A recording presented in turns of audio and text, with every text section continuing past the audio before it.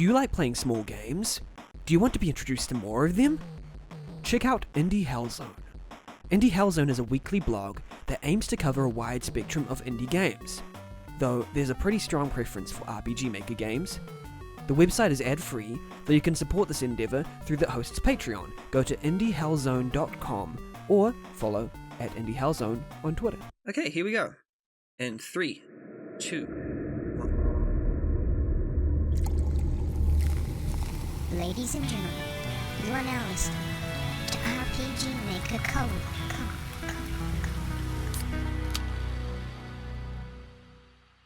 Hey RPG Maker Cola listeners, welcome to RPG Maker Cola Season 2. It's $2.99 at the corner store. Come one, come all, and come and engage in this refreshing brew on this summer morning or winter, whichever hemisphere you're from. It doesn't matter. It's not good for you. It's cola, but and yes, RPG Maker water is probably better and more nourishing to your bones overall, but you better know this right here is your fizzy soda-filled source of content for game development opinions that mean very little in the grand scheme of things. It's your favorite RPG Maker podcast, RPG Maker Cola. I'm your host Benny, also known as Cash, also known as the Puzzle Snob, also known as Hello Darkness, my old friend, but instead of a song, it's a person. And this is a place for you. It's a chill space where we get together skilled developers from the RPG Maker community to chat cordially and occasionally non-cordially about game development, game design, and probably a whole bunch of unrelated other stuff too. It's casual, it's cool, it's cola. Today I have two guests who I am really happy to introduce because they're just fantastic. They each have distinct worlds that they inhabit and have created, although they've interconnected in terms of theme and tone. They both have very colourful games full of brightness and verve. At least that's what the screenshots say, and oh, how they shout. The artwork is incredible. One of these bright sparks is a person full of joy and energy. They draw in a distinct style, and they actually created RPG Maker Cola's first piece of fan art, maybe? I don't know. Either way, it's super exciting. And they like liking posts, making art, game dev posts on Twitter, and just connecting with people on different levels. I know they retweet a whole lot and have been very supportive of other devs. And they are a developer on HYADES, RPG, of which a demo is available, which I will be streaming soon. A 2000s inspired RPG about a city, the cosmos, and what lies below. And it features heartfelt animated characters, a citywide conspiracy to uncover, and changing abilities on the fly, what are called signs. Yeah, it's an in-development RPG about a group of friends exploring a vast urban city in order to save everything they've ever known. Align yourself with celestial signs as you explore the city of Hades and uncover the secrets lurking below. Yeah, their pixel art looks gorgeous, their portraits are full of cute characters. I just love that style. It's so distinctive and real. And I'm very happy to introduce this great artist of measure. It's majimjam. Hi, hello, greetings, how's it going? And thank you for introducing me and all the kind words you said. I'm majimjam, and I've heard people calling majimjam, Majim, Madge, Marsh if you're not paying enough attention, CC if you know me from Verigo Fiction. I've got a lot of different names, but all of them are producing the same game, HYADES, and you've done a wonderful pitch of it, thank you. I'm so happy to be here with the two of you. Yeah. I mean, I just read from what you posted up, so that's how it went for me. Our second guest is creating a retro RPG called SOMEWHEN, inspired by Dark Cloud, Dark Chronicle, and Chrono Trigger. In SOMEWHEN, you must help Idle and company restore a fractured world with an uncertain future, using a curious time-traveling train and a little something called the Conductor. Your goal is quite literally reshape the future by placing homes, trees, and other structures in the present. They think about fishing systems and cool move animations that they've been premiering on their Twitter, and their game is actually conjuring quite the storm. And also, they're a huge Pokemon fan. They retweet, they share a lot of cool stuff happening around the Twitter sphere and around different communities they're a part of.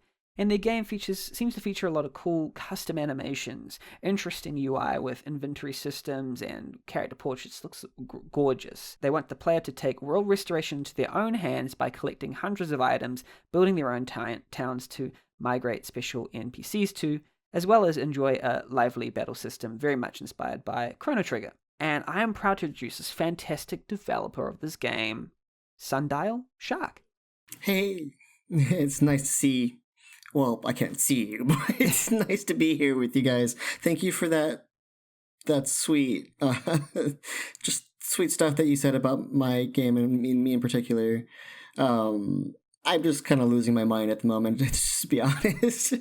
You may call me Sundial Shark. My friends know me as Noel or Nezzy. Either way, as long as I know that you're yelling at me or throwing something at me, I'll most likely turn around. So... Yeah, that's a way to get your attention, right? Yeah, really. Sometimes it takes a little more than that, especially when in the middle of developing. It's such a privilege to have you on board and to be well acquainted with you. And now that we are well acquainted, I'd like to move on to our first section. It's the Buzz Corner.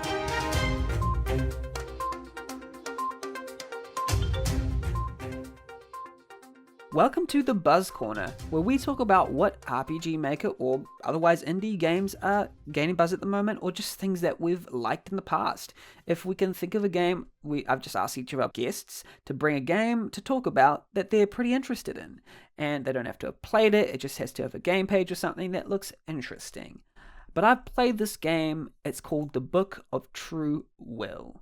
It's a game by Never Silent. It's a very dialogue-heavy puzzle RPG, and it's about a very delicate subject of religion and belief. It's quite a deep game, and of course it does it in a very sort of systematic way. It's not a very it's not an extremely opinionated game. It's more about sort of examining these things through a lens of puzzles. And it's a very interesting. And it's got maybe some, obviously when it's about such a touchy subject, it's got some nature that might be controversial, but it's not intended to be so. I think it does a very good job of balancing these things. Anyway, despite all the story things, the puzzles are fantastic. I really love the puzzles. They're implemented really well within the RPG Maker XP engine. And I'm just a big fan of Never Silent. They've sort of stopped making games, but I really want them to come back and make some more. Yeah, and that's The Book of True Will. Go check it out on rpgmaker.net. Yeah. As for our other guests here, majimjam, you have something you'd like to bring to the Buzz Corner, correct? I do. And I'm excited. I haven't got the chance to do show and tell in a little while, so I'm super stoked for this. But today I'd like to talk a little about a game and in turn a developer that means a lot to me. I'm going to be speaking about the game Ragnarok, or that's the series. In particular, the game I'm going to be focusing on today is called Land Horticulture in Essence, which I'm going to refer to it as Lohe, because that's a lot easier to say. But in particular, Lohe is a game about growing trees and secrets, lots of secrets.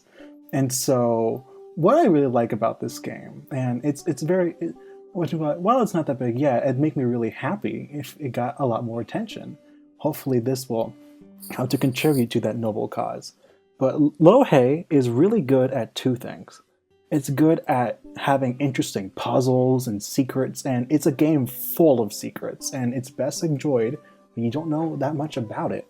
But in particular, Ragnarok, and in turn the developer, Farago Fiction, I always mispronounce it, my bad, is very good at changing the medium in which its games are played. In particular, it got its roots from being on browser games, from starting to make browser games and stuff in browser. And so it's done stuff like how you need to actually access the developer console with Inspect Element in order to speak to somebody who only lives through there. And this game is no exception to that. You have to break the way the game plays in order to make progress in it. And it reminds me of other games which also do something, well, I guess meta is the best word to use here. I'm not sure, but it changes the way that you actually interact with the game. And it's something I adore. I love seeing all the different ways it messes with the medium that it's on. And I think a lot of people, especially if you're familiar with games like how One Shot interacts with the computer and interacts with you, the player, if you're into that sort of thing, then this series and this game is super up your alley. It's $1 on Steam, and so it costs less than the RPG Maker Cola. It's a steal. Just get both for $5 and you're good. Exactly. In fact, we are offering a For Ragnarok RPG Maker Cola combo for just a limited time only, which will probably expire before the time this episode comes out. I'm sorry, but yeah, we did that. Little. It's okay. It's a thought that counts. Yeah. Yeah, this game looks very interesting. It's not necessarily a game that I would think they would go home to brag about its graphics per se, because I don't think that's the intent. It's sort of, I think it's aiming for content over the sort of graphical display, because it's like an idle game with these sort of, it even has like an MS Paint Adventures kind of vibe. Exactly. Oh, it makes me so happy that you use that in particular, since a lot of Farrago, I'm going to keep mispronouncing it, and you can't stop me. A lot of its root comes from, at least like the very first one was Spur Sim, and how it was a 0-player game trying to recreate Spur, and it did a wonderful job. That's how I got to find out about it. So, wow, that was a lot. But MS Paint Adventures in particular is a big influence on them. And in the same way that the works of MS Paint Adventures changed the way it interacted with its medium, so does this. And you were absolutely right in saying that it has a heavy focus on mechanics. I think that is one of its strong suits, and in particular, how it interacts with its mechanics. And once you understand the game, it all comes together beautifully to make one tiny little perfectly polished bonsai tree. Although if you try to polish a bonsai tree in real life, I think you just kill it. So don't do that for this one. Not going to shave off any bark to reveal the interior, are we? No. And also, I didn't realize, I was looking at screenshots and they seem kind of plain, but there's also great animations that are happening throughout, sort of even like a creepypasta kind of feel to it. It's kind of a little bit funny, and yeah, I'm actually kind of interested in this. I wasn't at first, but I think the trailer has sort of sold me a little bit on the concept. Oh, that's wonderful to hear. Check it out. And yourself, of course, your description. Yeah. It looks great. Yeah. Sundial Shark, what is buzzing for you currently? Well, for me, it's this really sweet little thing called Astral Guard, by Punkit, actually. I met them pretty recently, but in due time, I fell in love with their project, and I wish it had more of an audience, because it's the kind of vibe that you get when you wake up in the early Saturday morning and you watch cartoons as a kid. You know, like you just have your bowl of cereal and you're about to enjoy a piece of media where you're following, a band of maybe misfits that found family together. To me, the trope found family is huge. It's why I like Chrono Trigger, it's why I like Tales of Symphonia and other RPGs like that. In fact, it's enough to say that's why I like RPGs, period. Yeah. But but the thing is, with this, the vibrant colors, the interaction between characters, and just the simplicity of looking like a childhood Game Boy Advance game is phenomenal. You could ask majimjam, I went nuts over his game for the same exact reasons. Yeah. So, I can't wait to keep following both of these projects to see where they go, because the meat of it, like, I understand mechanics are also super important, but there's something about family, especially found family, that transcends media like that.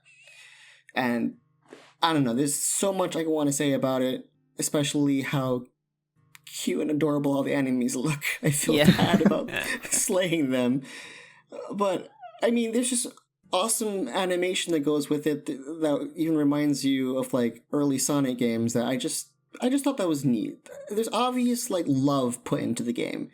And when I see love put into games, whether they're AAA or indie, it's just super obvious to me and like inspiring, honestly. Yeah, like I love the palette of, you know, different areas. What Punkit does really well is that they delineate a lot of different areas with like one's like the purple area, one's the blue area. You know, they use different palettes for different areas really effectively, and that way you get a whole bunch of different. Even the characters themselves are different, like skin tones of light green, dark green, yellow, and different, just vibrant colors. So it's like you can easily there's a lot of character in the characters, I guess is what I'm saying. Oh, for sure. And it's super whimsical too, and like I said earlier, it's like a chill vibe. And I'm gonna sound like a broken record because most of my game is like similar in theme to family, so like I just resonate very well with it, and I hope it resonates with other people too. And I hope, you know, more and more of an audience builds so they can see what I mean. Because I'm terrible at trying to convey stuff like that to you guys. Oh, I think you've done a great job. I mean, yeah, the whole Saturday morning cartoon, it has that sort of vibe of, you know, Steven Universe, kind of lovely, heart-filled characters, but with like a spunk about them as well. There's this screenshot I'm looking at that just has the word "huh" on it, and it's got this the green alien kind of looking suspiciously. I'll post that in chat as well. I found it myself. It's fantastic. There's so much personality in this game. Yeah, it's just like the narrowing of the eyes and the little humor. You can just tell that there's going to be humor in the interactions, which is actually nice to see because I know Punkit's previous game was a sort of solo exploration game called Hep Up, and it was a little bit less character oriented. So I love that they're actually trying the character oriented style of storytelling. I think it really suits their art style as well. Excellent. Well, that's a game to look forward to, Astral Guard, and also go ahead and buy for Ragnarok or Lohei. That was the Buzz Corner, and now we're going to move on to another section of games we've been playing. Games maybe.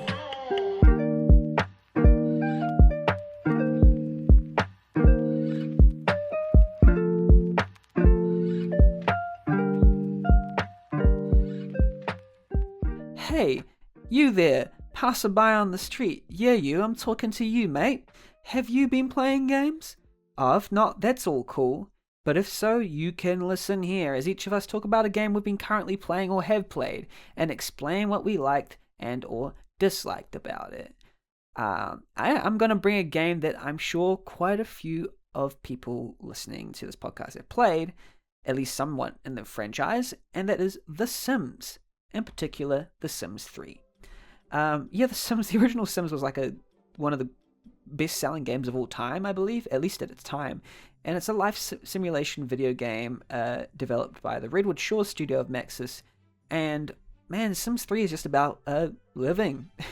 It's about living and attending to your needs and your wants and making progression in your career and your relationships and things like that. And for me, I returned to this after a little while because I'd bought it a while ago, and it had a bigger score, like a critical and user score than The Sims 4. So I was sort of wanting to, I wasn't ready to try Sims 4 yet. I just wanted to try something that would retain my good view of The Sims.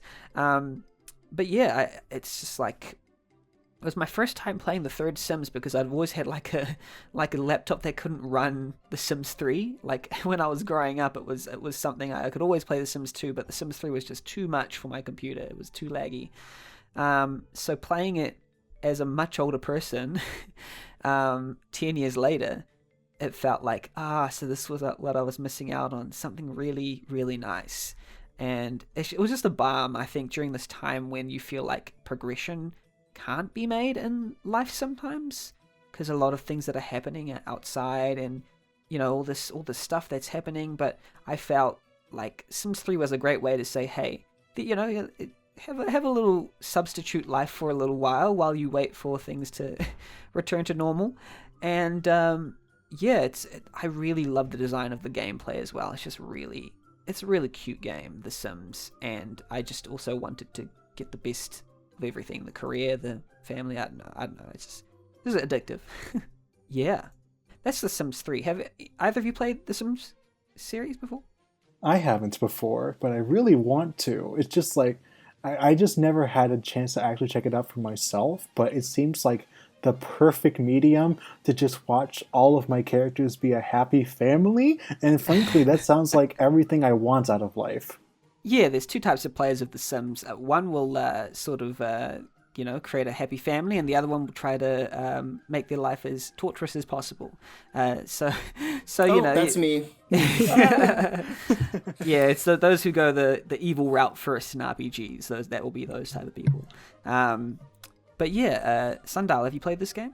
Quite a few times actually, especially modded. But like, I was more of a fan of the My Sims offshoot, I guess. Okay. Because I don't know, there was something simple about it and just kind of catering to people's requests that really grabbed onto me. But Sims 3 and 4, particularly 3, it has that same kind of charm to it that I can't really get from any other game, especially when building homes for them, which is why I am going to mention the games that I am absolutely falling in love with that have this type of dynamic that, you just don't see very often. You mentioned My Sims, and I felt ancient memories unnerved coming back to me because I forget which one it was, but I had a Wii version of that game, and I couldn't figure out how to get very far in it, but man, do I remember it. It has something in it, apparently, that sticks in your brain, and you're not going to be able to get it out. And I think that's wonderful. I mean, maybe My Sims was a more simpler version of The Sims, but it simplified it in ways that would benefit the experience. Is that what you're saying, Sundial? For the most part, yeah. It was something that was unexpectedly joyful. Like, I looked at it and was like, well, maybe it's not The Sims, you know? Yeah. And both of them, I guess I could say that My Sims encapsulates what I'm trying to grab from Sims 3 here, is special, personalized. There you go. Oh, that's a perfect word for this. Personalized experience for this. Like, every time I see someone play this or talk about the Sims series in general, it's super personal, hilarious even, or sometimes kind of heartwarming. Like, it's pretty wholesome when you see people talk about this or even Animal Crossing as of lately. Because it does, just like majimjam said, it unearths memories later on that you're like, you know what, that was a pretty solid time. I had fun with that. Especially for an older console like the Wii. Oh god, it's old. Now I feel old. Yeah. Speaking of Animal Crossing, great transition into majimjam's game. What have you been playing, majimjam, or have played in the past? Oh, what a legendary segue. Many days to come. I have been playing a lot of Animal Crossing New Horizons. What? And in fact, I Really? know it's such a niche title. Yeah. But in particular, I've been playing it a lot on my break off from school and work because it's Christmas time. Hooray! I'm finally free from the shackles of responsibility. And so Animal Crossing, I think, had two big segments for me. It's like when I got it in March and when I'm playing it now.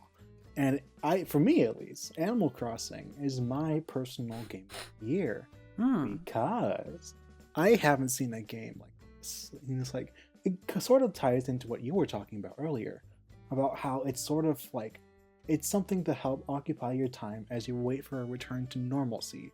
Yeah. And in particular, the way the community exploded during the first beginning months of this year was something that I hadn't seen before.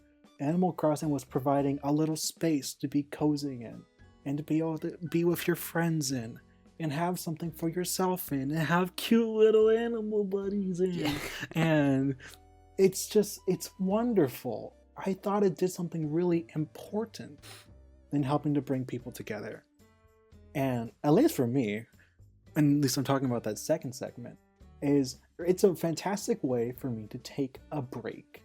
In particular, with the way my weirdo brain works. I like to have a diversity of tasks and topics to handle during a day, or else I'm going to burn out on whatever I'm working on, even if it's something I'm doing for fun. And so Animal Crossing is a fantastic way to break up the action. I'll go work on HYADES for 2 hours, and then after, oh hey, it's Animal Crossing time, and I decompress and de-stress. And so, even now, I'm getting to enjoy all the stuff that has been added over the course of the year, and it's just nice getting to reconnect with all of my animal friends again. Absolutely, yeah. Yeah, that whole break, it's like an island unto itself. That, you know, it's like a sort of a retreat kind of. And also, yeah, just the fact that there's so many people participating in it is such a good thing to be a part of. You know, come visit my island kind of thing. You know, it's quite nice. And then they're taking screenshots and sharing them. I think it seemed to be the game with the greatest phenomenon worldwide. Positive phenomenon, you know. These games have had a little bit of a negative impact as well, but we won't go into that. Not this game. This game's been fine. That's a great way to put it. The phenomenon, the Animal Crossing phenomenon, which will be the name of my thesis when I graduate college. It's just like seeing what it did to people and what it continues to do to people. It's not nearly as popular as it was during around March or April, but the impact it had and the little home it made for people, their own little island getaway, as you put, is what makes it stand out to me. It's so interesting seeing that from other perspectives too, because for me, it definitely has a role in this year in general. So when those 2 months that you just mentioned came by, everyone was glued to it, and I remember waking up at 7 a.m. going, oh boy, I get to chop trees down today. Yeah. Like, or my turnips, you know? And it's like, to see that ball still rolling is just, yeah, exactly. Yeah. Let's go. Yeah. Especially since, you know, like some people, I was furloughed for 2 weeks. So it's like, what do I do except take a break? Yeah. Which was much needed at that time. So it's really cool to see other perspectives and how they feel about the game as well. What a game. Animal Crossing New Horizons. Fantastic. Sundial Shark, you have a game you'd like to bring today? That I do. Dragon Quest XI. Oh yeah, it's... There's not enough time in the day or night, for that matter, for me to describe how much I love this game. It doesn't try too hard to be what it is. It doesn't have gimmicky mechanics. It's just a pure joy ride through an RPG. Like, at its roots, of course, Dragon Quest has been there since the dawn of time. But it's really nice in a modern age to see something go back to its roots and pleasantly have nothing bad to really say about it, including its length, which is... I spent 130 hours on it. Wow. I think. Because it's sprawled across 3 different, very particular segments.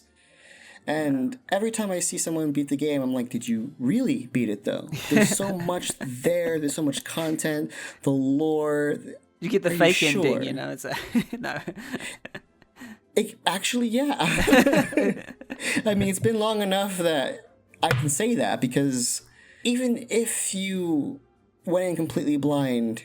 Sometimes you just feel like, you know, I feel like that wasn't it. And then they're just like, ooh, look at this new arc.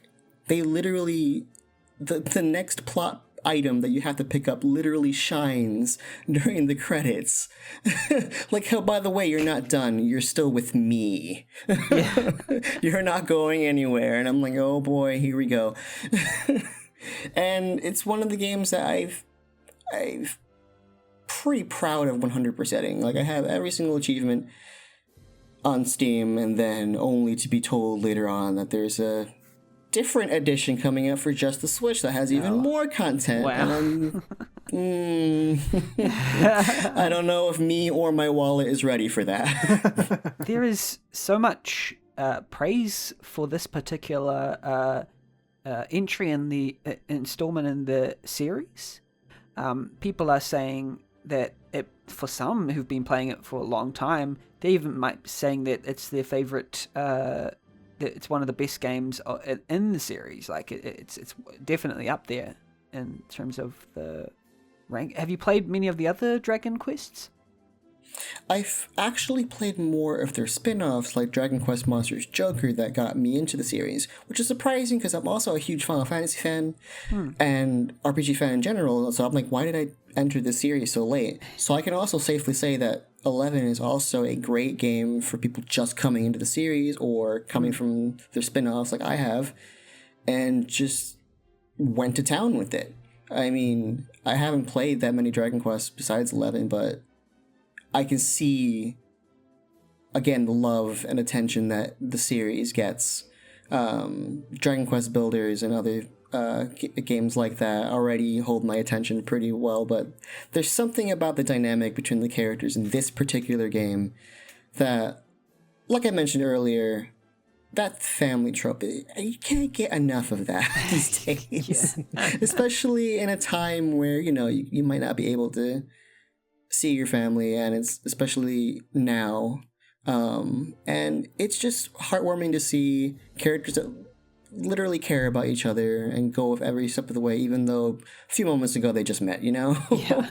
It's just kind of the slice of life thing, while still being I'd say pretty difficult, depending on the difficulty setting you have, pretty difficult RPG, or you could just relax with the story.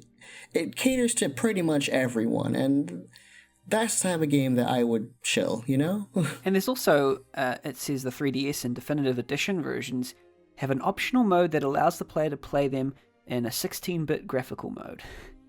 So you can literally play it as if it's an old school RPG as well. Oh my god. It's like a cake. It's just like coated with rich content, and I don't know if I can handle this much, but boy, howdy am I gonna try. It's a wedding cake that you don't even know who it belongs to. Like, you're just sitting here like, where's the wedding? Like, no, it's just a giant wedding cake, and you're just like, well, how am I supposed to take it home? You're like, fine, I'll have it all by myself in one go. Like you eat the first tier, and there's another one, and it's like one of these cakes that just pops up from the middle of the table, like, oh, there's another thing, okay, there's another thing, okay, and it just keeps delivering it. Even people who played the demo are like, this demo is still going. I've been playing for hours. What is going on? Where is the end? I played the demo. I played the demo, and I didn't finish it because I didn't know when it would stop. I was like, oh, this is a really good stopping place for a demo. Like, this is where I'd stop it. No. There's more, and I'm like, oh goodness, I can't. The demo is just as long as normal games. So. That's what I'm saying. Like, it's just, it confounds you, and the voice acting perfection. Did you know they even made a 3DS version of the game? Like, there's 3 different versions that you can possibly play the game in, and I'm so sad we can't see the 3DS version for ourselves, because how did you pack something so big into a little tiny cart? Like, I don't know. You made me want to try it out, even though I want to respect my time. But still, there you go. Here comes 100+ hours.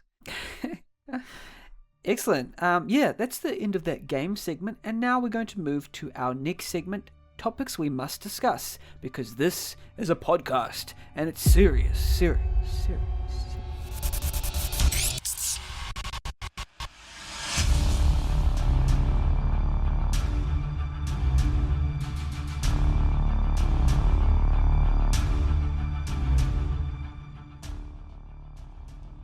Here is the part of the podcast where we ask the serious questions. Our first question is to both developers, of course. How did you come about making games? And if RPG Maker, how did you discover RPG Maker? What's your story around this?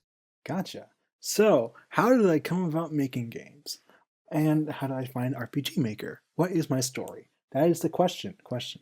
But, so, at the very least, I've always been familiar with games. I grew up with them, and in particular, I think it was, I'll credit this game, I'll credit Undertale for this. Undertale was the kind of game that I played and I fell in love with. And then I read that it was led by a very small team.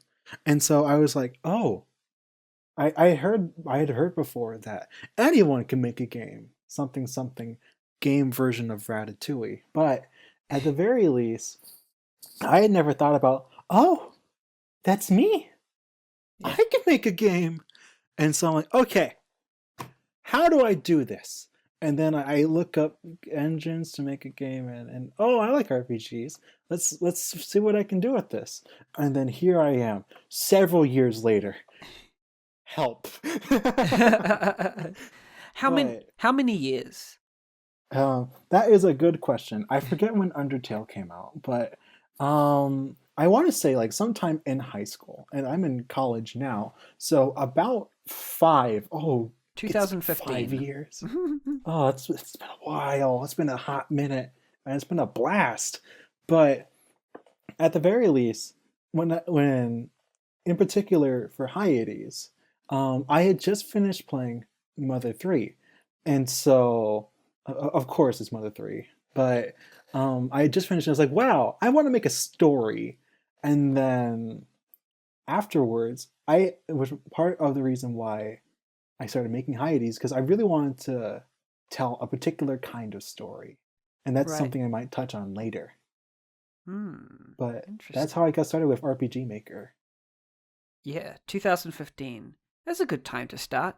I think for me it was 2012, which is not far Oh. behind. I mean, it was not far before, but yeah, I've heard of people who have started making games as early as the 90s. So there is some who've been making Whoa. games a long time, and sometimes we underestimate how far we've grown in such a short time. So it's like, wow, the whole entire game sphere has changed. Yeah, I can't remember if you answered about RPG Maker at all, if you had known about it. Oh, I think I literally just like looked it up. Looked it up back when I was like, oh, what kind of engines do you use to make a game? Originally, I wanted to make a game in Unity, so I downloaded Unity, and then I did the shout outs to the rollerball and the tanks tutorials. Those are my favorite. Oh, the shooting ship one. I forget the name of it, but I did Unity, and I was like, okay, now what? And so I didn't know what to do. And in particular, I had trouble making systems. And as it turns out, RPG Maker is fantastic at helping you to hand wave away systems and focus on assets and mechanics, which is Absolutely. exactly what I needed. Mm. So I fell in love with RPG Maker. And then I tried to make a project, and it didn't go well, and then I stopped. And then I started making another project, and that's where I am today with HYADES. Hooray-ies. Yeah, right. It is. That's how it tends to happen. I think sometimes we try an engine that might not be suited for us at the time, and then we get a little bit discouraged maybe, or try something else, and then we make something, then it's sort of, oh, it didn't turn out how I wanted, and then we get discouraged, and then later on we feel, okay, maybe we'll come back to it again, and then try it, and it might work, so yeah, that's a great kind of arc to make, and it looks like HYADES is something that has actually clicked for you, like. Yeah, and at least like it's like HYADES is in essence the kind of game I want to make, because it's the kind of game I want to play. It's what I want to see in the world. It's the kind of game where if I had played it when I was 15, that would be the reason why I started to make games. Wow. And so it means a lot to me. It's tailor-made. It's the majimjam special. Have it on some toast. It's wonderful. And Absolutely. it's just good. Spread it on some toast. Go ahead. Yeah, the majimjam. Oh, there we go. I didn't catch it first time, but the second time I got it. The majimjam. As for Sundial Shark, how did you come about making games? And if RPG Maker first, or what was your general journey or story? I was hoping he would keep talking so I could make a majimjam's peanut butter sandwich. But I actually found it because of Pokemon. I was obsessed with it, still am, but I wanted to see if I could make it my own. I started Googling around. I got my first laptop in 2010, and started just messing around with sprites and seeing like how do you even animate these? Like how do games work? And I just simply typed in how to make an RPG, and of course, RPG Maker shows up. That's the first thing I see, and at the time it was XP, and I was like, "Is it that simple?" And then I look at the thing, and it says, "Easy enough for a child, powerful enough for a professional." And I'm like, "I am children. Let's try this." Like, and then I just kind of found this cool sub forum in a Pokemon forum that was labeled Pokemon Essentials. That was an essential kit that had everything that you needed to make a Pokemon game with. Half of me was like, is that even legal? The other half is like, let's do this. And I didn't know how to program, let alone visually script anything, like an event. Like, I would like cry about like, well, how come this event doesn't erase itself? I need it to go away. I don't know how. It keeps coming back. Or infinitely giving myself items. I didn't know how switches worked. An if statement, switch cases. I don't know what those are. Like, even now, honestly. But it's all magic. You just gotta roll with it and hope it works. Video games are just magic to me, and like, I want to share that. So I tried making a Pokemon game, and I realized ethically it just wasn't the thing I wanted to do. And then I tried making a Kirby RPG. And that, for similar reasons, I was like, you know what? VX Ace is great, but I probably should be doing my own thing. And then I got Someone, and now, like years later, where I'm just like, wait, this is actually becoming something real. Whoa, okay. And programming to me is the only thing in my life besides my husband, who I love since, again, 2010, where I just never get tired of it, ever. It's so fascinating. Like, I will get stubborn and mad, like, why didn't this work, and come back tomorrow morning at 4 a.m., like, I got it. But it's just a joy, and I hope other people see RPG Maker the way I do. I actually downloaded the Pokemon Essentials kit once upon a time and played around with it, and yeah, never got around to making a full game with it, but it seemed very function rich, I suppose. But yeah, I just couldn't. I think I was working on something else at the time. But yeah, that's as soon as you said that, I was like, oh wow, yep, I remember that entirely. I'm so happy to hear that. Is there any kinds of games and or other media that inspires you to create? I know majimjam mentioned Undertale. We've also mentioned Pokemon.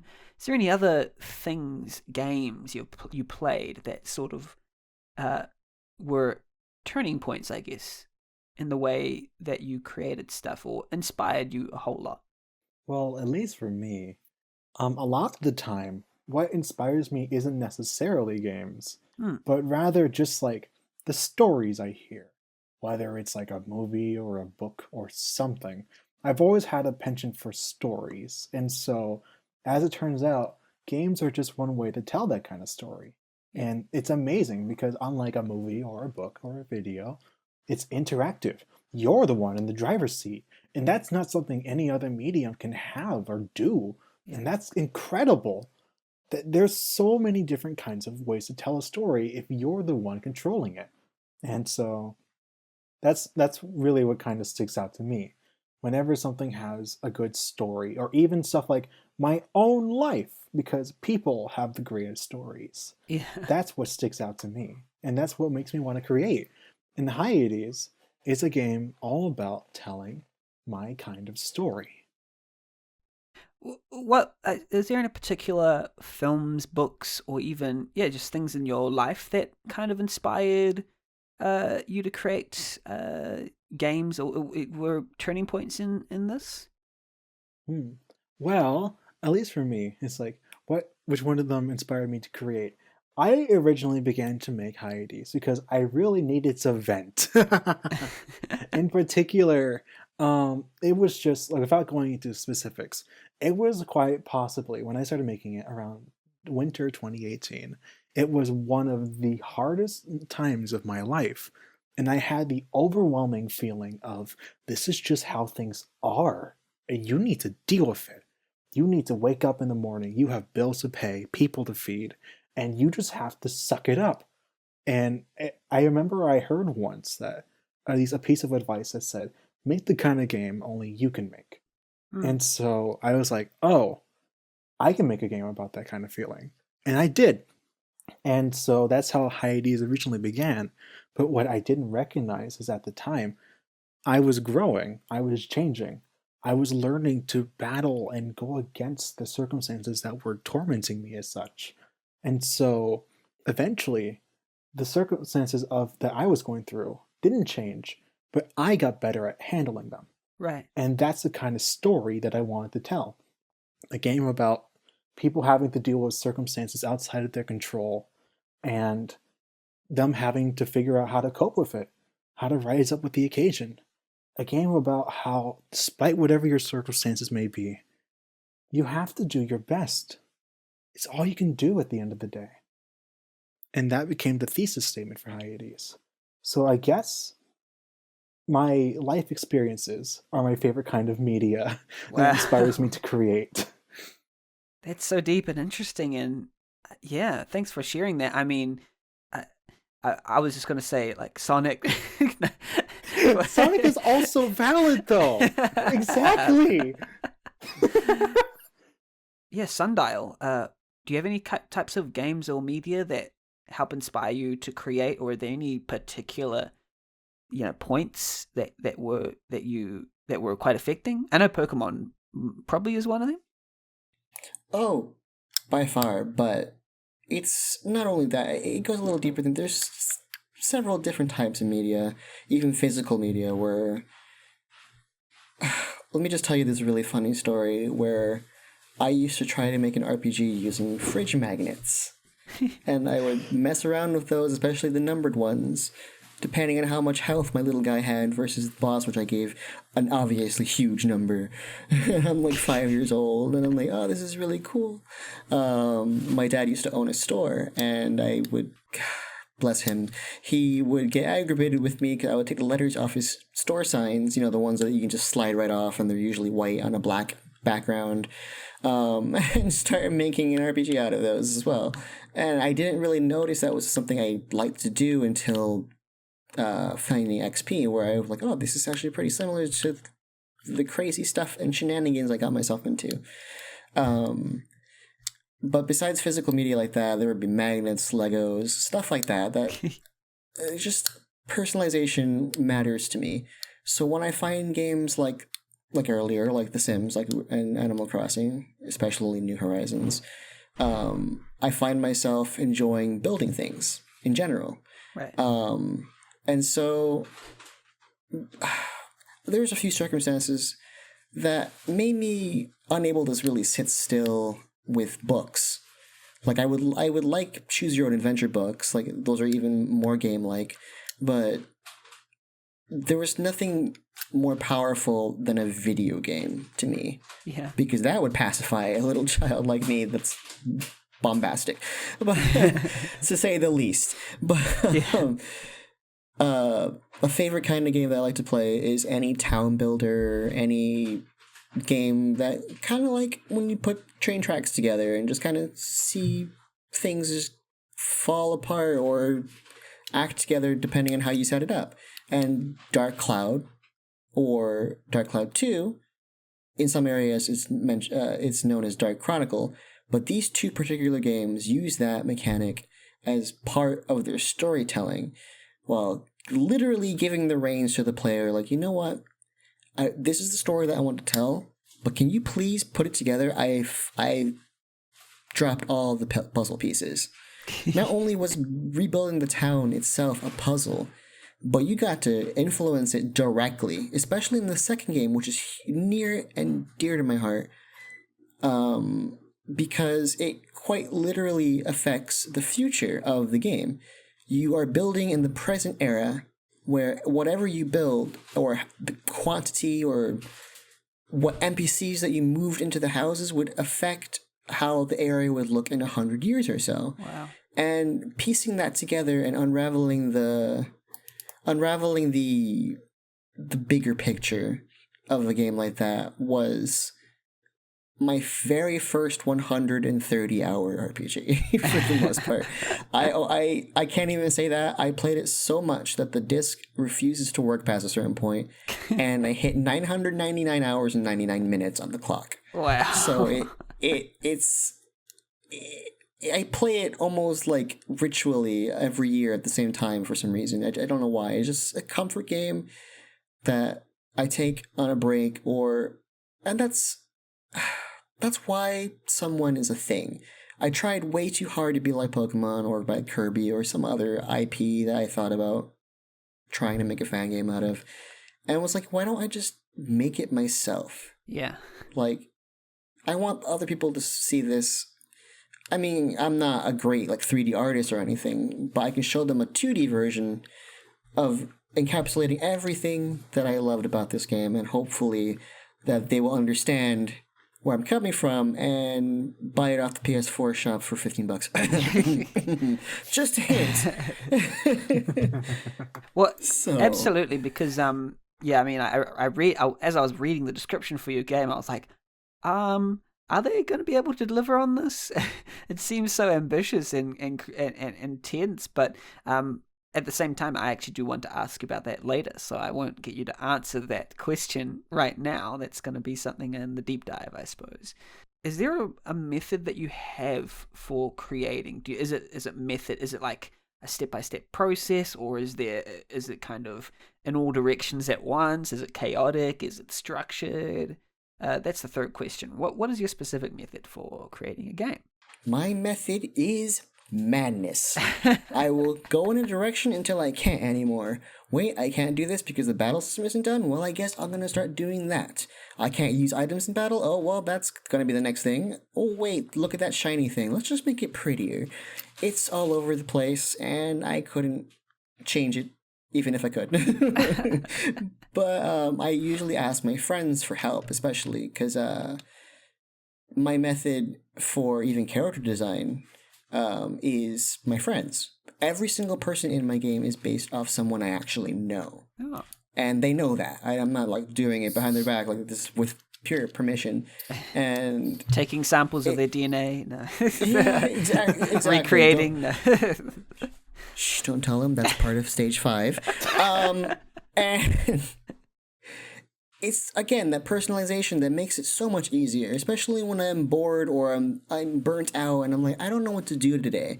And someone in my server, again, I love my friends so much, they're like, why don't you do fishing? And I'm like, great idea. That's something I haven't started yet.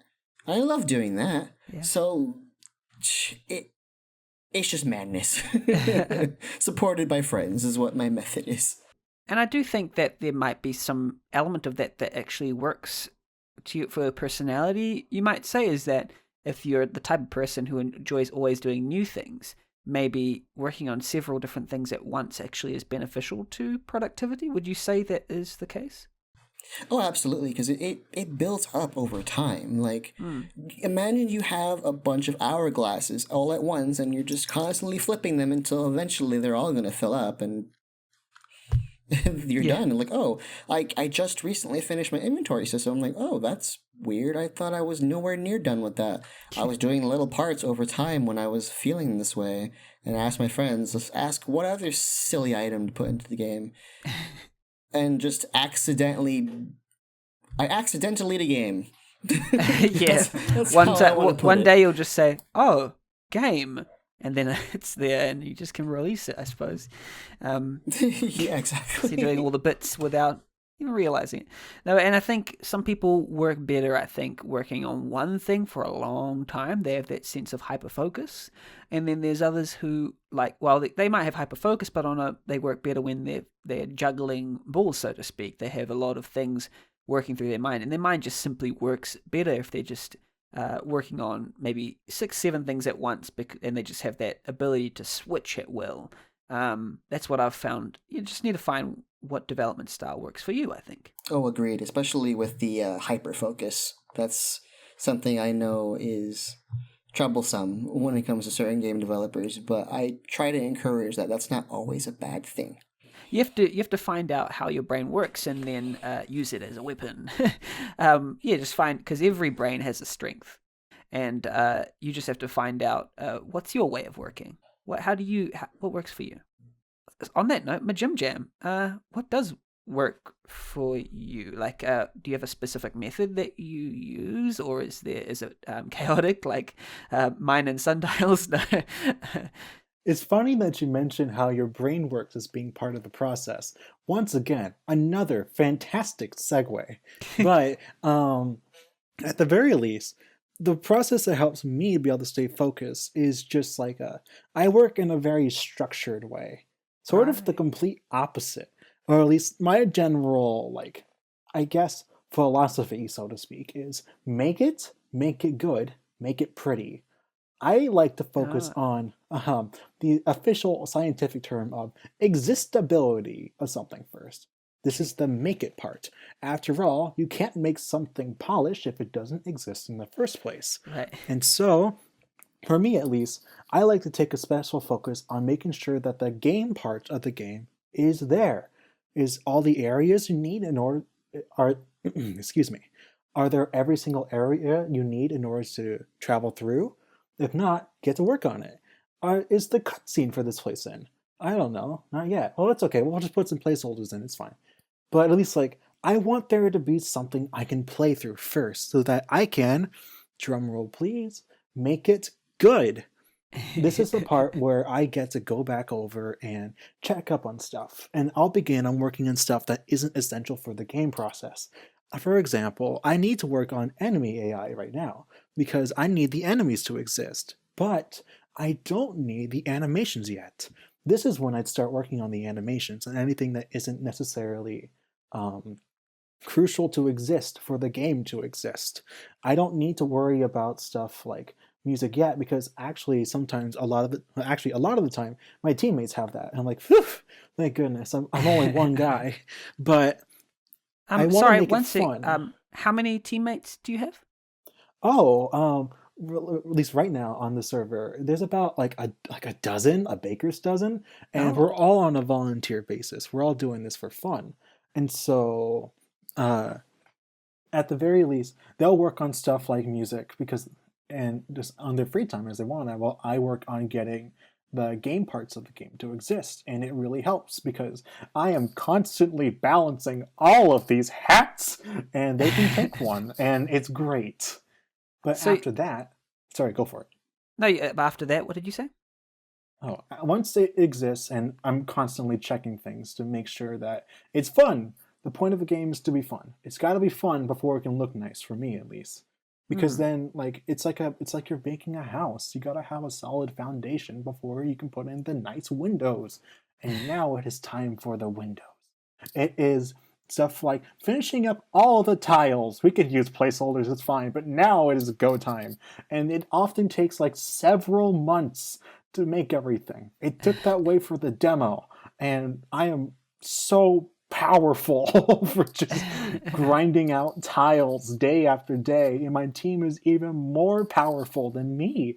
So at the very least, I'm always super focused on getting the game parts of the game to exist first because I am a slow worker.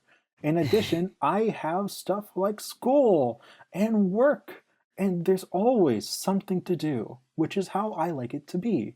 Yeah. I like having something to do always and being able to change it up if I need to.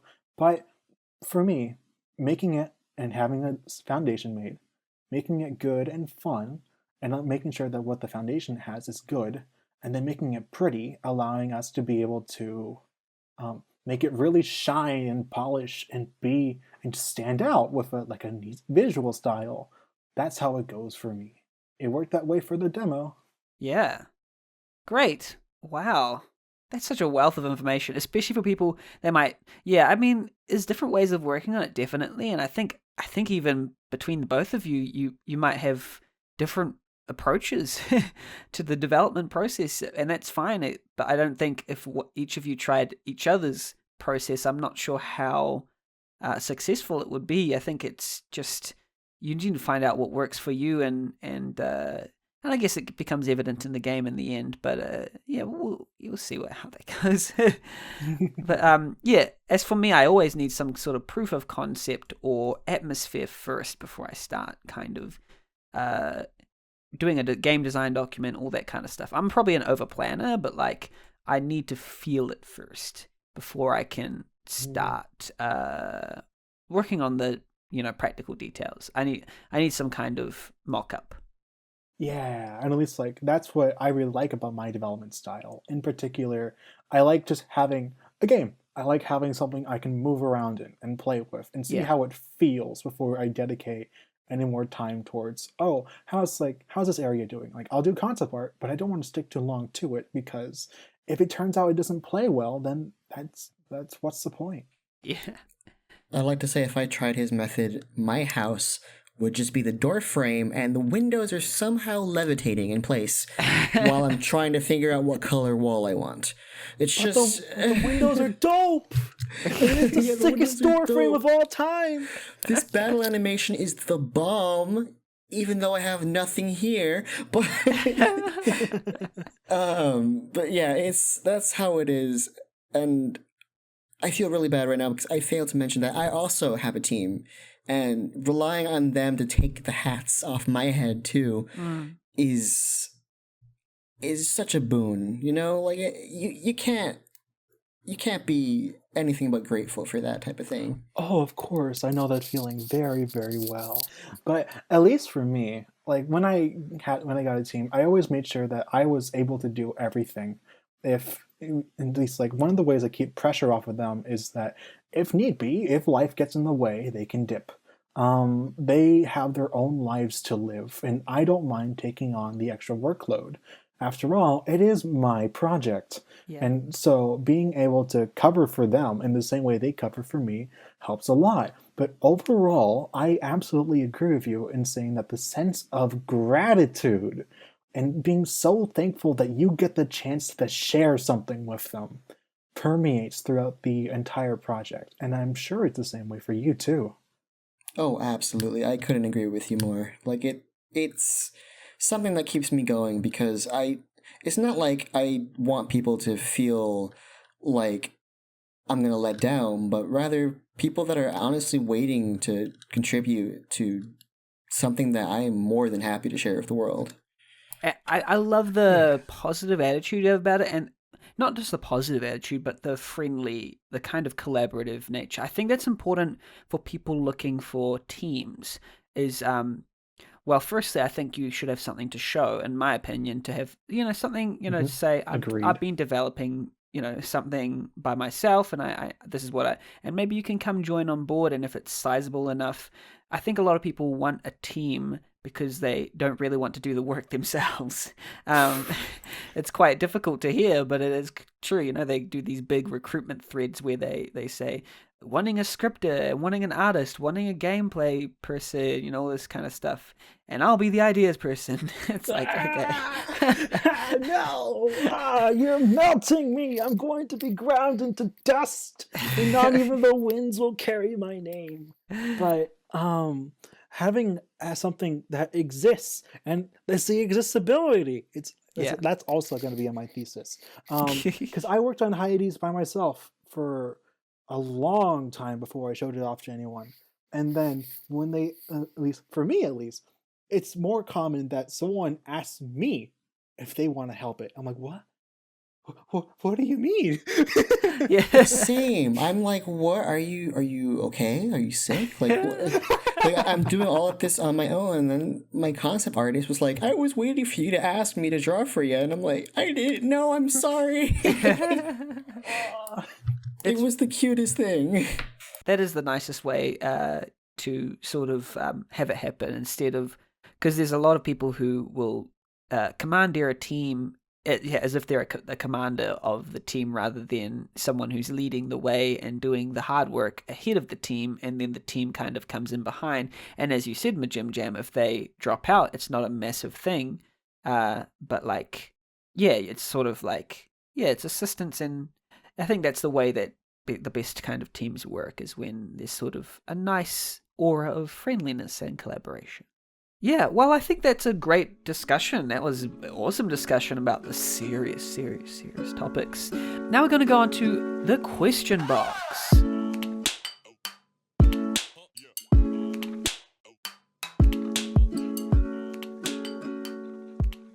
Let's open the question box. Welcome to the question box, the segment where RPG Maker community users, such as yourself, listener, ask questions related to game development and design that we probably don't know the answers to, but we'll try. Our first question is by Froge, and Froge asks, for both majimjam and Sundial Shark, I notice your games have quite a distinct look to them. What was the process like for settling on the stylistic choices like the palette, location, and character design, etc.? What would you say inspired the aesthetic? Well, for me at least, HYADES is sort of just super self-indulgent. That's like, it doesn't sound very flattering, but honestly, a lot of like the decisions about the game are very personal. Like, what inspired the aesthetic? I like colors. I just really like bright and colorful things. And so, of course, I want my game to have a bunch of bright colors. And in particular with me, color is like one of my favorite things. I love stuff like color. So that's why part of the character design has emphasis on color, in particular with the gradients in the character's eyes called sunsets. And even like the fact that they're called sunsets. Why are they called sunsets? And why is such a big focus on the game part of this, like the stars? I love the sky!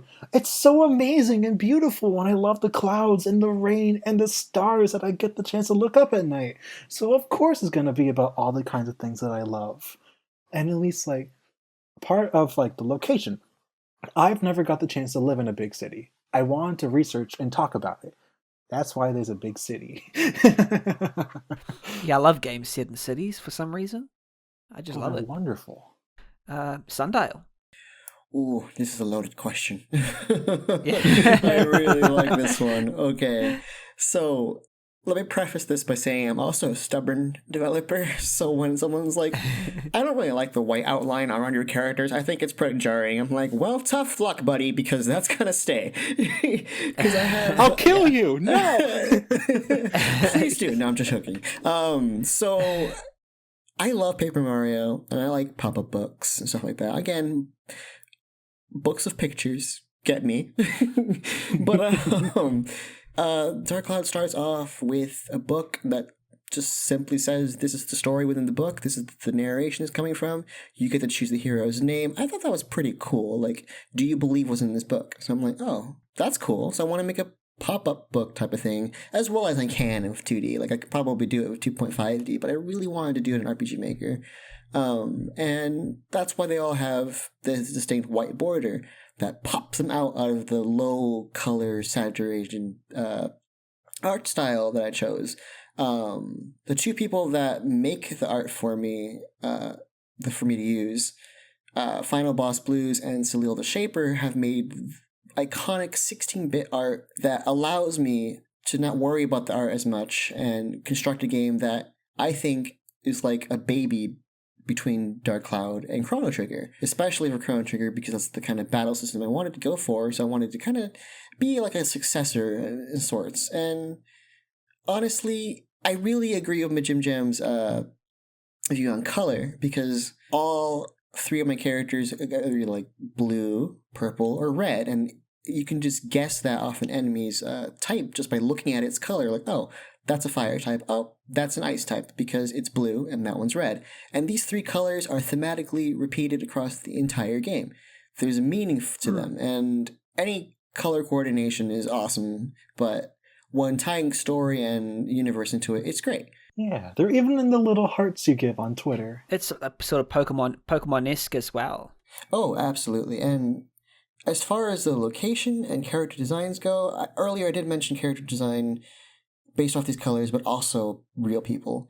And for the location, I just thought about having 4 towns surrounding something in the middle. If you look at a baseball diamond, there's 4 plates and one in the middle. Well, technically. But so, and that's kind of what I kind of want to do with this. just going in a clockwise or counterclockwise fashion around a middle town where you get to support from people that you know, and going out into the wilderness and building these new towns that hopefully people personalize. Great answer. Punkit asks, to both of you, hi, hope you're still all doing well. And they say, I'm really curious about how you settled on the settings that you did. The settings of my games are really important to me, and so I'm always super curious on how fellow devs create the worlds they center their game in. Well, okay. So, Marsh, the little wolf boy, the apple of my eye, he's a protagonist, and he's the only one that existed outside of HYADES before HYADES, and so he's like he's the one who started it. I made him in August. His birthday's on the 6th. He's the best. But I remember that I had this like not vision, but like whenever I pictured this character, it was always in like a certain like shots. Like it would be like visual mental concept art.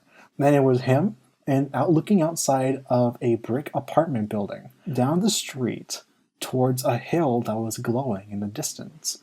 And while the hill didn't stay in, I think I had Earthbound on the brain, and so, light on a hill, meteor, what-de-do. But the concept of a city being part of the concept was like, oh, I want to explore that, and especially since I'd never been part of a city before. I'm close to a really big one, but I've never spent more than like a few hours there, and I want to explore what life is like there. A lot of the setting in HYADES revolves around either feelings that I've had and constants that I've had growing up, or stuff that I've always been interested in but never got the chance to explore. And even stuff like, time's part of the setting. Why is it 2000s based? There are a lot of things that happened in the 2000s that I think, in particular, influence us today, and no one's talking about it. Stuff like the rise of technology being integrated into our lives. That's super important. And at least trying to capture that feeling of like, oh hey, you aren't as connected to things, but those roots are being laid down. I wanted to explore a lot of those themes and things that happened in the 2000s. It's ripe. There's fresh ground here, and no one's talking about it. And you know what? I'm gonna be the one to talk about it. I want to make a game in the 2000s, 2000X, baby. Yeah, especially RPGs in the style, and also like I'm imagining like calling someone on your flip phone type things, like dial-up internet. I don't know the rise of yes, exactly. GeoCities. Yeah. Boy bands and so on. Yeah, you understand completely. We've mind melded. Yeah. Like there's a whole decade to explore. And when I saw the 2000s, it was always like, oh, it's modern day. But no, I want to get specifically the 2000s, because if no one's going to talk about it, then I will. I'm just waiting. I'm not sure. I don't want to put too many spoilers, but if there's a animal boy band in your game, then I'm. No. We'll see. Yeah. As for Sundial, the settings, how did you settle on those? Sort of explored a bit earlier, right? But yeah. I mean, I did mention the baseball diamond for a minute, but again, my method is madness, so it did change quite a bit from 2018 to now. I've been working on this for 3 years, and I finally settled on something. And I've always been fond of games that play off the stars, and especially a star of a major sport. There's so many different ways you can say the word star and mean so many different things. And this game, like most popular RPGs, there is some kind of meteor threatening to crash or something, and I like cute things. For example, Paper Mario and Zelda Majora's Mask have sections. It's compartmentalization that I really like. This is the desert world, this is the ice one. And I really like that from games in general. So I'm like, why don't we go around in a circle from different seasons? Fall, winter, stuff like that. And stuff like that, I don't know, when you compartmentalize, you like have several games in one, basically, because you're like, oh, this part has this mechanic, this part has this mechanic. And I love it, especially when games at the very end blend all those mechanics together and try to test you and everything you've learned. So that's kind of how I settled on it, just taking a step back and giving it particular segments to follow. Cool. Yeah, Meebob asks, what sources do you draw on for your stories? Do we feel like we've answered this already? Or would... I mean, I answered it earlier, but the answer is me, my life, and at least like stuff like the tender nature of Undertale, or the experience of kids having to do adult things in the Mother series. Those were also very big influences for me. But for me, the biggest thing is my experiences, whether I've gone through it or it's something I want to go through, and exploring how that might be. I did answer this a few different ways before, but if I had to answer again, it would be simply coffee and determination. And maybe a bit of cake in there. I don't know if you're a fan. Oh, yeah. Cake is great. It's that wedding cake, I swear. Yeah. It's that same wedding cake. Keeps returning. Who does it belong to? Matt Frostpaws asks, to Madge, what are things you would add to the game if you didn't have to deal with scope creep or RPG Maker's limitations? Go full blue skies thinking on this one. I told you people call me Marsh. But the thing is, I'm really boring. I have a severe case of producer and programmer brain, which means I'm always at least a little worried about how feasible something is. But for me at least, if I got to do stuff like for example, I originally wanted to change the color of the windows on the character boxes in battle when you change signs, and it turns out it's extremely complicated to do that, and I don't know why.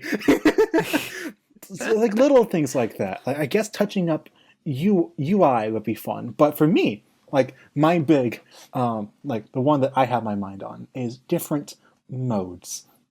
To be specific, stuff like New Game Plus styles. One in particular that I think might be fun to explore one day is Ensemble mode. HYADES has a lot of characters. A lot. I'm really thankful that for our team, we're very specially outputted towards producing a lot of fun and dynamic character designs. And I figure that at least one person is going to have at least one of them as their favorites. Everybody's going to latch on to someone. And I always wondered if there is a way in games for them to have more of the spotlight. And so I was thinking, well, what if you can just trade off the sprites? What if you can just put whoever you want to substitute in as your party when starting a New Game Plus? And so the idea is that you would be able to choose whatever character you want to be in your party and make your own adventure. You want to have an all-wolf party? Go for it! Want to have like all of a character's family members explore the city together? Have fun! Want to just swap around all the different party members and watch them do weird things out of character because you've swapped around their personalities? Go for it! And even stuff like, oh, maybe you can put in your own sprites. Like, that sounds like a blast to me. Or like a mode where I'm just going to steal it from a game I love called Dicey Dungeons called Parallel Universe, where everything works slightly differently. And it flips the whole game on its head because the rules that you've been learning for the past something or other hours have changed. And you get to relearn and re-fall in love with the game all over again. That's the kind of stuff I'd want to put in. That's nice little additions to that. We'll see if that happens. We'll see. I like to break limits hard. So and I've done this ever since Essentials, because Essentials showed me that you can do pretty much anything if you know how to code. Not saying I'm perfect, because I am nowhere near perfect. It's kind of cool to see something you worked on for a few hours, something that the editor is just not meant to do something, and then do it anyway because you can. Yeah. So it's like, because screw the rules, you know. You gotta... Exactly. Screw the rules. I have money. So, and it's interesting because I get to develop something that usually gets the question, why are you still using RPG Maker? I hate that question because I'm not doing anything in particular crazy. I mean, it might look like magic, but it's just pure stubbornness for me. I just kind of whack things in spaghetti code until it works, honestly. But there is a drawback. It does breed ambition, good and bad. And sometimes I do find myself with scope creep or blue skies thinking. And I have had to cut a few ideas out because I went way ahead of myself. But then I found someone told me a long time ago, pretty sure it was my husband. He'll kill me if I'm wrong, but he told me that, you know, certain things just have to. It's like the whole existing thing that Majimjam was talking about. Make sure you have something that is, you know, worth recording instead of making mock-ups or straight up lying about ideas or saying I'm gonna do this. Oh, just kidding. Just kind of taking it, stick to it, see if it's, you know, a realistic goal, something I can actually hold on to, and if not, let's go research why not. And I can honestly say that without him, I probably wouldn't be here. So, well, I'm glad you are. Yeah, exactly. Right. Yeah, sometimes we dream about what would happen if there was no limitations to the engine, but sometimes it's the very limitations that make it an entertaining time.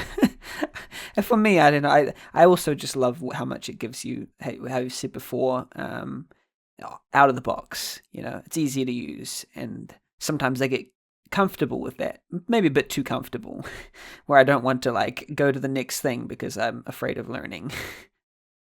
Oh, understood. But at the same time, getting to do this also allows me to teach others how to do the same thing, and it makes me so happy to see someone using out-of-the-box thinking simply because they saw I did something and just simply asked.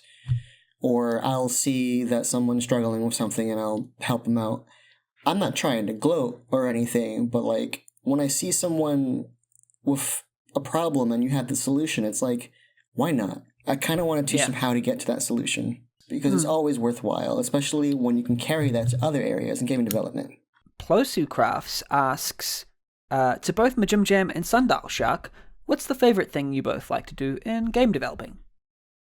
Oh, this is a toughie because I mean, there's stuff that only I can do, like programming. And so, because I'm the sole implementer, I'm the one who assembles the Majimjam sandwich and puts it all in with a nice bow on top, also edible.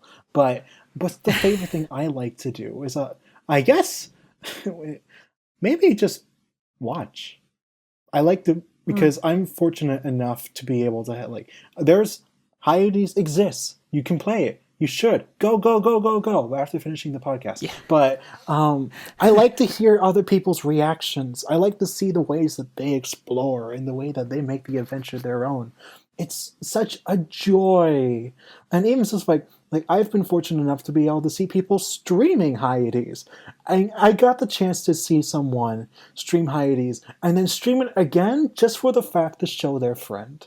And that filled my heart with joy and wonder.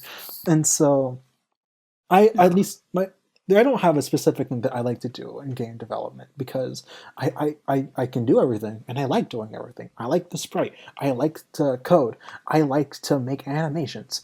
I like to write. There's a lot of variety and I'm very thankful for it. So I guess I guess my non-answer, is to see how it turns out. I like taking steps forward. Sundial. UI. It's evident, yeah. Yeah, just two little special letters. UI. Because for some reason, it's a more selfish answer, to be honest, but like, for some reason, if I could just make a game with just menus, actually, that's a good idea. I know of a few of those, yeah. I would, but it's that magic that I get from when I was a kid, like with the magnets again. going back to that story, because I kind of fiddle with them and apply specific musics that might happen when listening to this, or tutorials, or little infographics. Stuff like that makes me super happy because, I mean, at its core, that's a video game. It's showing you videos of this in motion. So I kind of giggle every time I close and open a menu. I'm like, I made that. But Your UI is great, man. I can tell how much you love it, and it's like it's made me wonder, like, oh, what can I do? Because you're helping to show that you can go absolutely buck wild and no one can stop you. And now, pretty like, much. Yeah.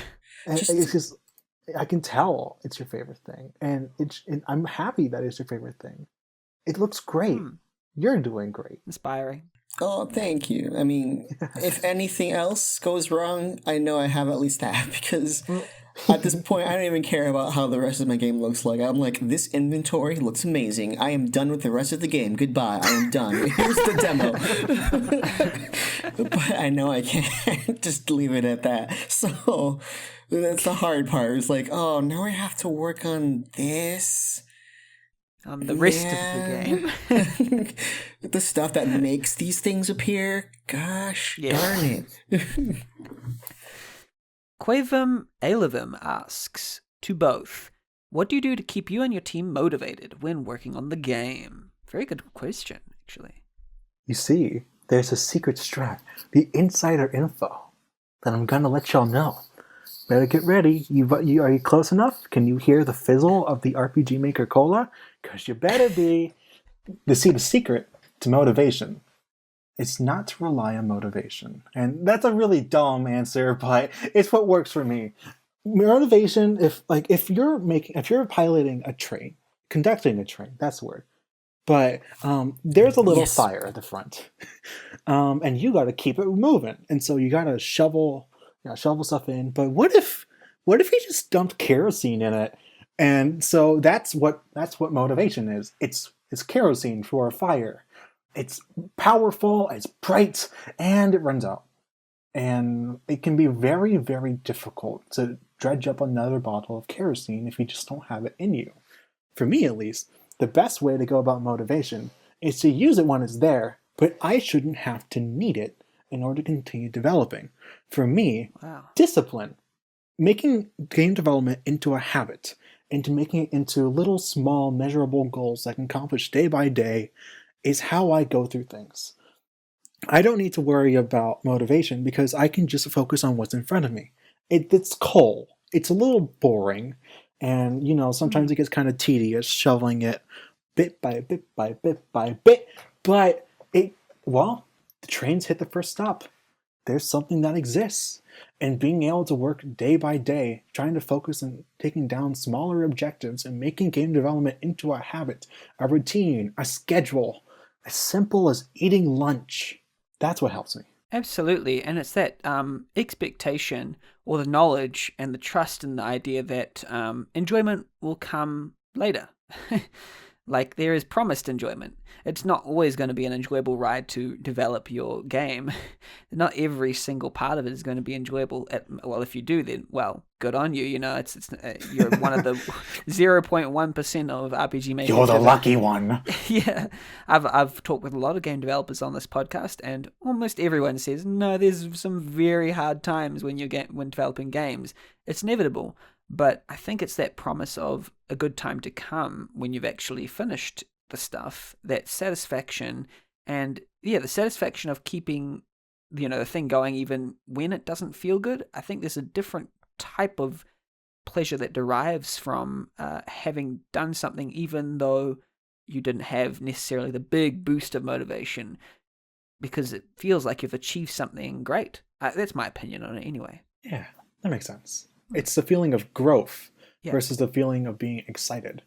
And I think, for me at least, growth has the longevity that I need to be able to work on a multi-year project like this. Yeah. I'm just excited to see myself grow, to see what new things I can learn. I've certainly grown a lot before, and I can't wait to see where I'm going to keep going. Keep putting on coal in that fire.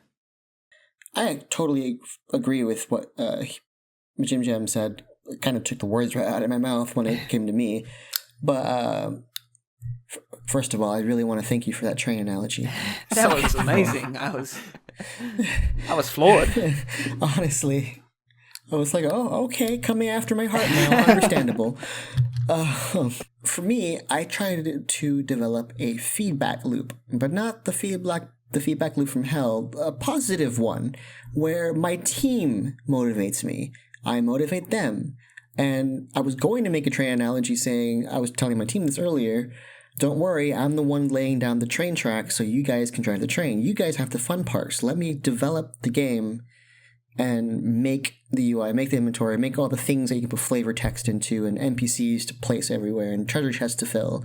But if I don't have that yet, we're going to be at stage 1 kind of fumbling around. So it's like, I feel bad when the rest of my team can't do something because I haven't gotten there. So we kind of motivate each other to keep going. And that helps when because my bursts of motivation just come and go very quickly. And it's cool when I can just butt heads with them and be like, hey, do you think this idea is stupid?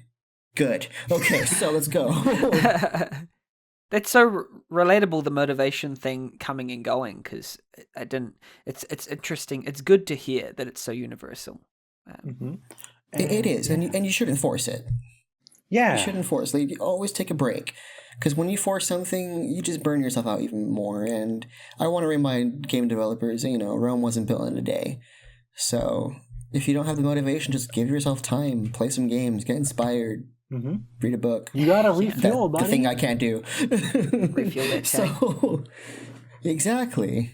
Detective Jax asks, I have an oddly specific question for Sundial about how the stairs work in-game. And if there's any set of stairs that is just an incomprehensible mess that you just keep falling off of. Love you, man.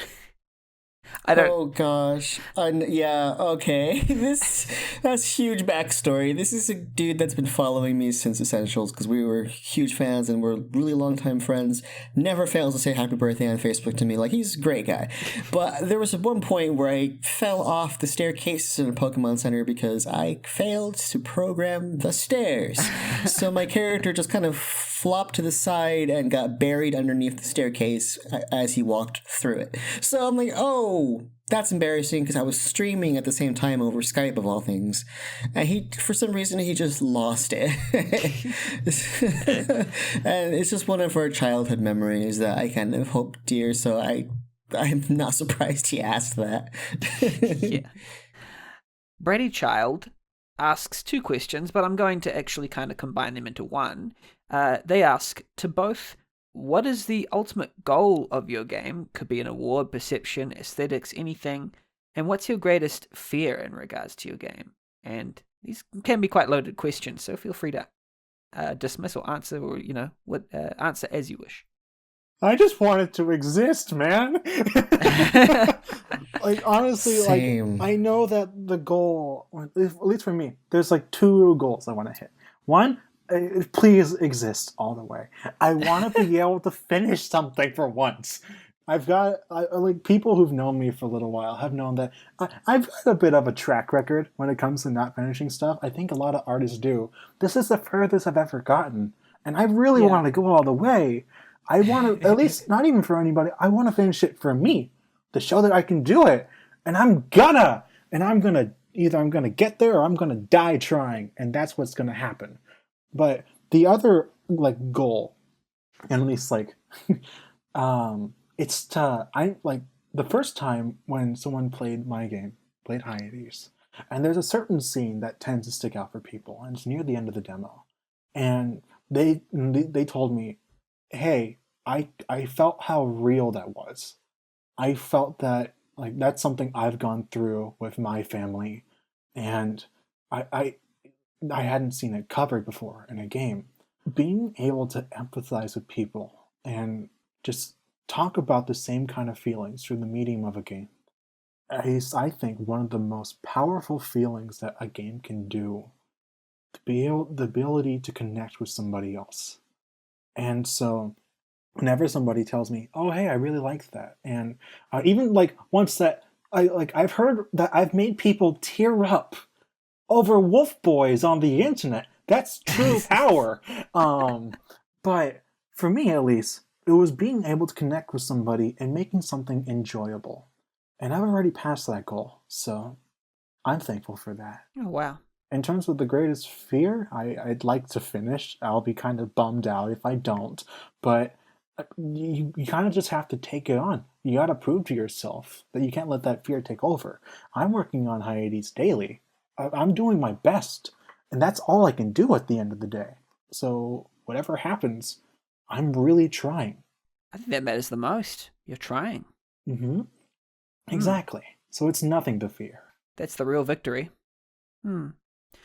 Yeah, and there's Sundial as well. What is your ultimate goal and greatest fear? I know it's a big thing, but... Ooh, well, he said most of it. Big brain, because completion is super important for me. That's my main goal. I don't care about the awards or the accolades, just it exists. If it gets big, cool. If not, well, at least it's here, and I love it. I have the track record of failing quite a bit or just not finishing, and my friends know that. So this is the furthest I've ever been myself. I mean, just being here is like, I'm having an interview? Like, what are you doing? So that enough about completion. My biggest fear is miscommunication. This isn't the interpretation of the game itself. I don't really care how you interpret the game. That's wonderful. That's more personalized to you. But I hope that my main message is there. And miscommunication terrifies me because it's like, I hope it's not misconstrued or I don't know. It's really irrational, but miscommunication is something that just is in the back of my mind. Like, I hope that the game, does well, of course, but the main message I'm trying to bring with the whole family dynamic that I brought up in the past, I hope that is evident enough, at least by itself. If anything else, that. And that's my biggest fear. It's very, I think it's you really want to get your message out there. You really want to make sure people understand what you're trying to convey. And if you're misunderstood, that can often be quite an unpleasant experience. Exactly. I mean, sometimes that might happen, and I'm okay with that.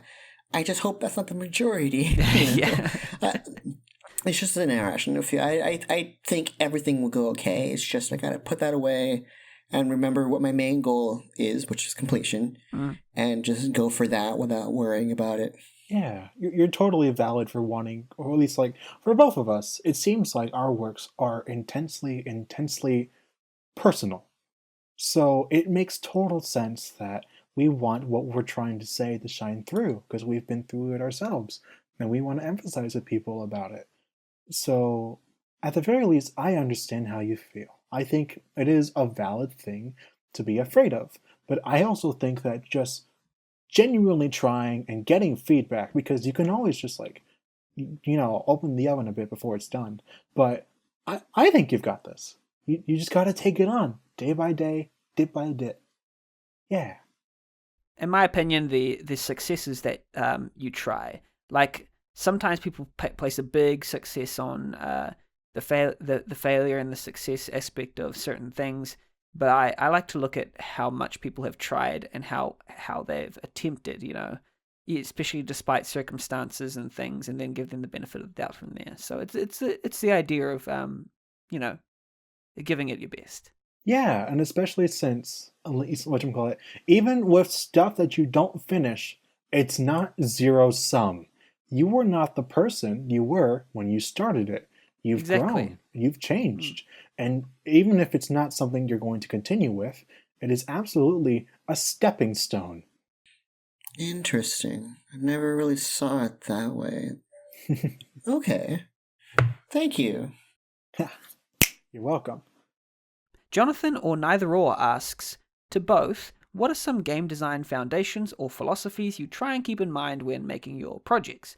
Have they changed from when you started making them? If so, how? Oh, I've already covered this a little bit with my make it good, make it pretty philosophy. Yeah. But there's one more that at least I don't think I mentioned directly, and I want to say it. It's people before projects. So at least I talked about it a little before, but people, it's like I work on a volunteer basis with people.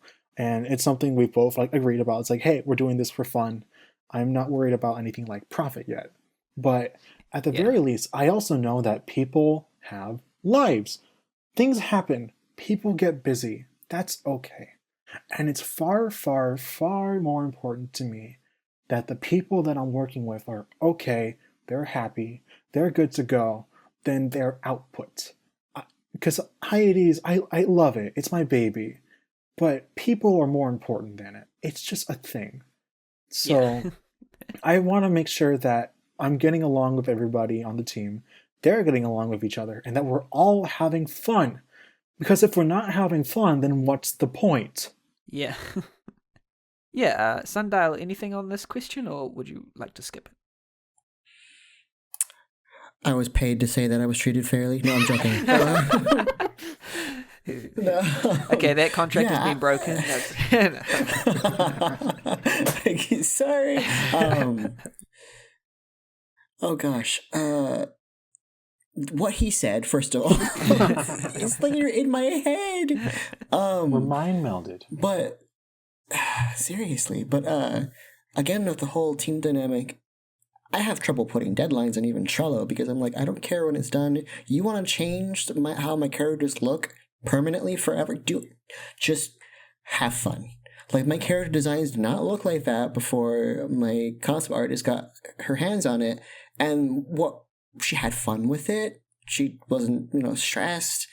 I made sure she was all right. I made sure my other teammates are okay and well compensated for, even though they continue to tell me they're doing it for fun. And I'm like, that's amazing.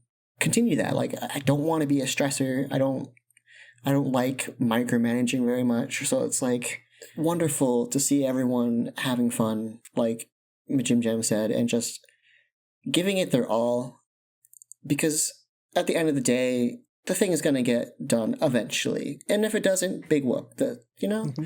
So I'm not too, helicoptery over small things like that.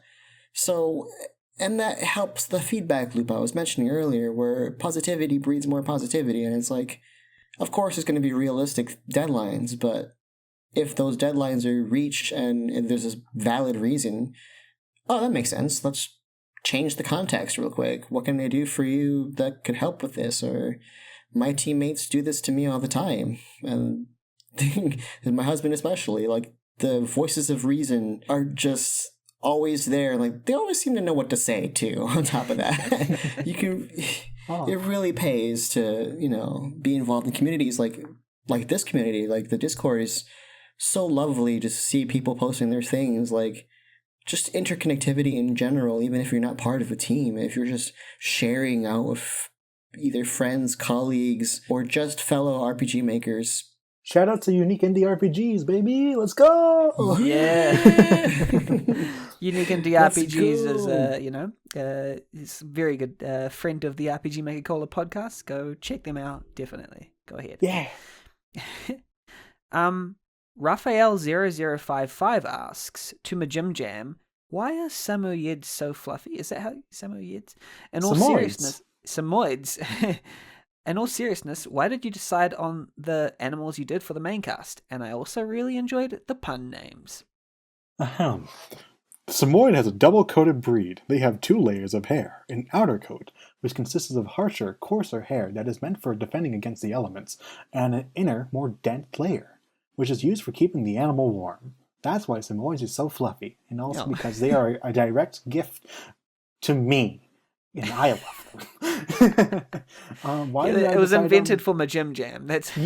Yes. But why did I decide on the animals I did for the main cast? Well, here's a secret. They're all my favorite animals. At least, normally when you design animal characters for something, it's based on the characteristics you want the character to portray. Is there somebody you want there to be wise? You can go with something like a turtle. Wow. But for me, at least, I really just liked... I like wolves a whole lot, and so it just makes sense for me. It's a game about all of my favorite things that I would want in the game. Of course, there's gonna be wolves in there, and at least this is. I really liked Undertale, and it had goats, so I was like, okay, we can have a goat party member. It's fine. And whatchamacallit, I had just finished, like, I've always liked hyenas, and they're great. And I had just finished watching Agretzko, which has a hyena main character. So I was like, oh, Yes. we can have a hyena in there too. And then finally, for Charles, my big lion man, I wanted to subvert that animal trope, because lions are usually portrayed as a noble, a royal, a kingly kind of folk. And so, coming right off the heels of Mother 3, I wanted to have a party member that was just kind of a guy. Someone who didn't necessarily need to have powers to make a difference. And so, being able to subvert that and make the lion, the one who's usually in a position of power, into just somebody who is just like, he's working a regular job. He's a construction worker. And he's still able to help, and he's important. I like that. And I like being able to use animal tropes in games to be able to show that kind of thing. So that's why he's a lion. And also just because I like lions and their tiny little ears. They're adorable. And I know Raph asks about the pun names. Well, here's a secret. Not everyone recognizes this, so maybe this is insider info. Once again, gather close, everyone. All the names in HYADES are based after food. Marsh's full name is Marshmallow. Anna's is a kind of spice. Charles is named after the Charleston Chew. Ruth is named after Baby Ruths, and so is her color scheme. Graham is Graham Crackers, and it's like that for every single character. And having just a dumb little running motif like that is exactly my kind of jam. My majimjam. Majimjam. Yeah! Yeah. So that's why. Yeah. Well, thanks community for your questions and putting those questions into the little question box. Now we've finished the question box, we are going to go into the deep dive.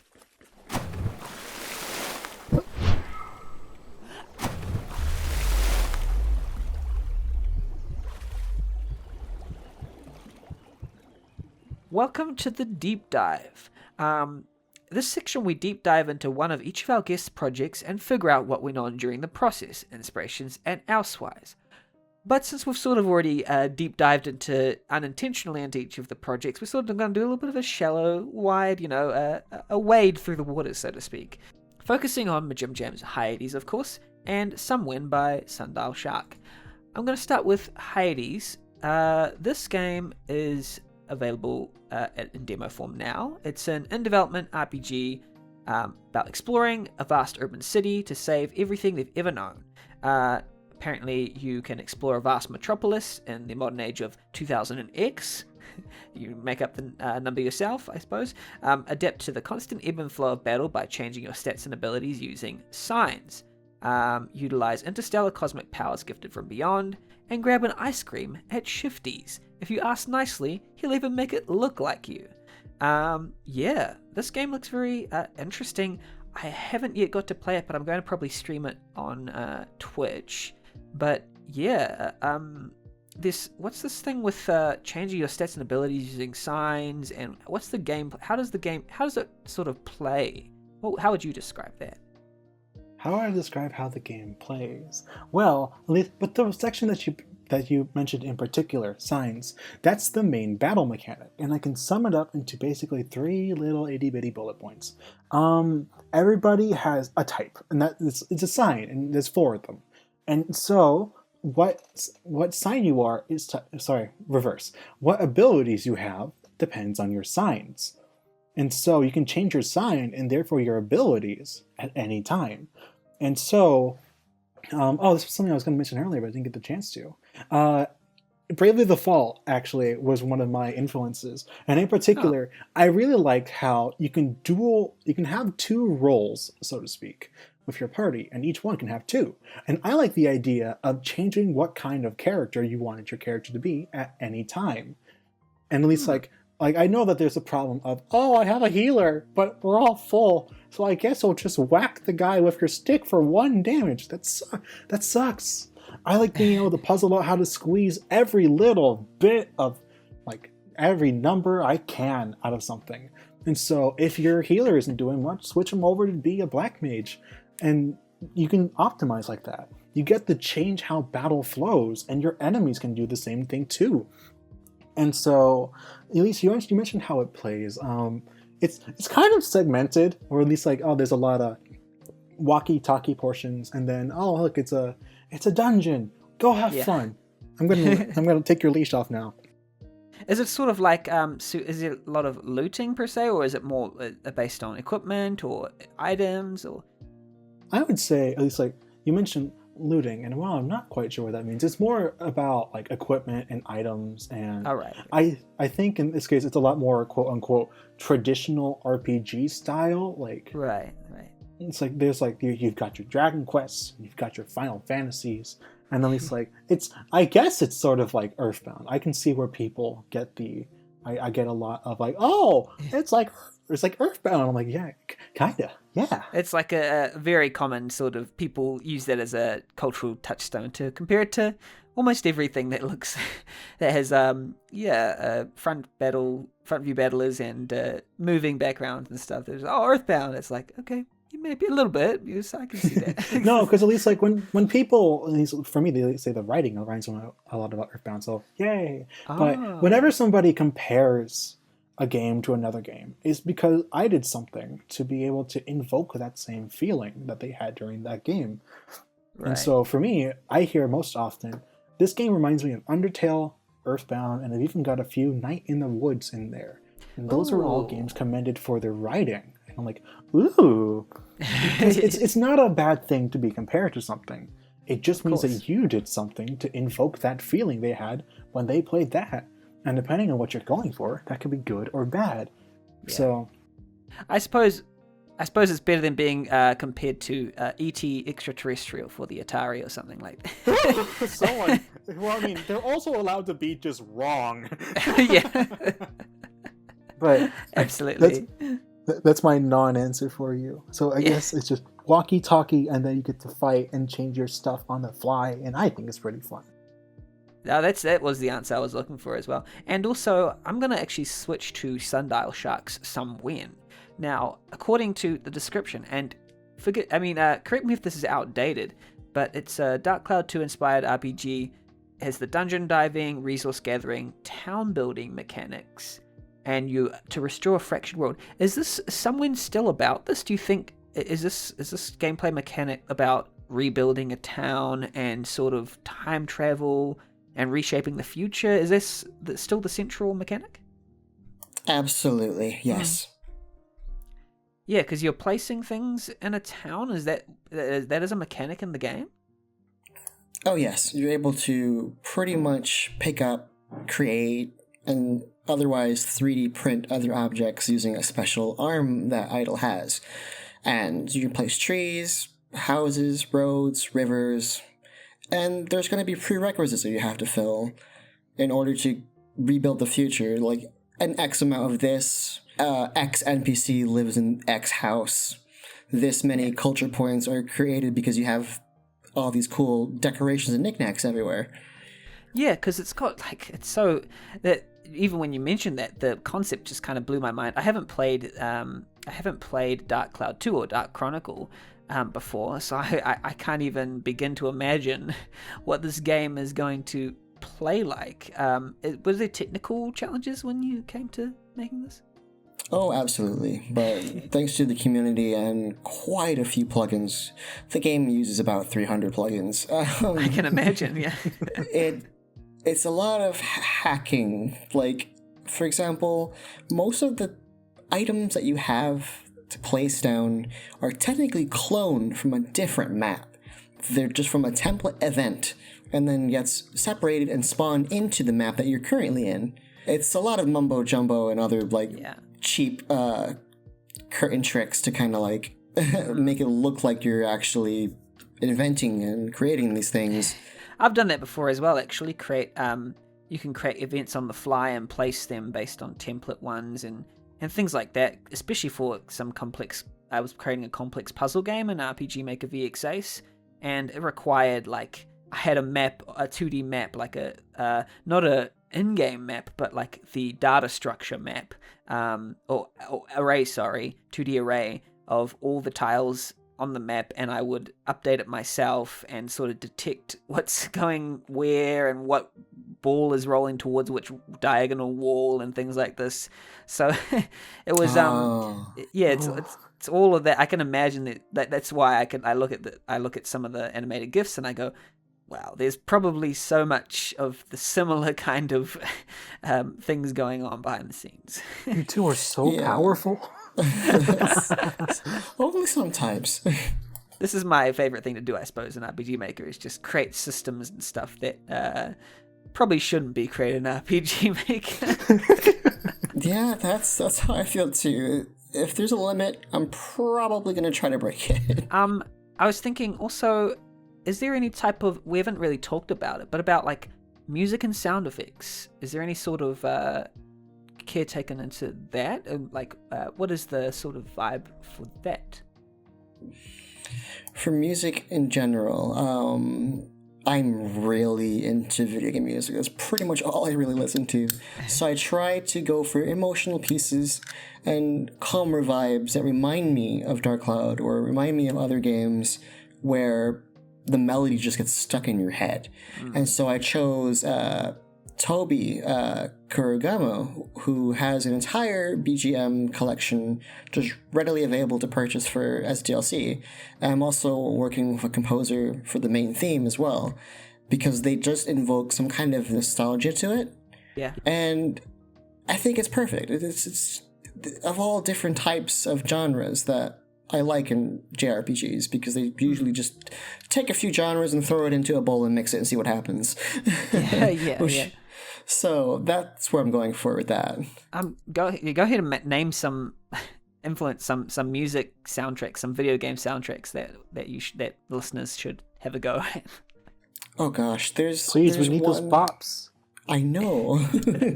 There's this one battle theme that I'm really fond of that actually sounds like you're in the middle of a baseball game. Not inspired by anything in particular, but I just thought it was so neat.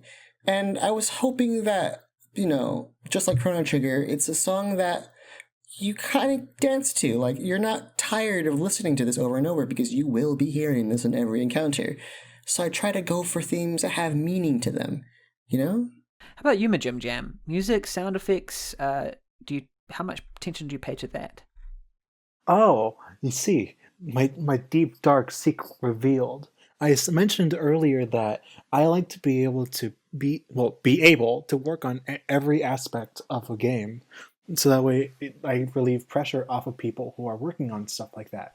Yeah. Well, my one weak spot, my Achilles heelies, if you will, is audio. I do not know audio that well, but lucky for me, my teammates do.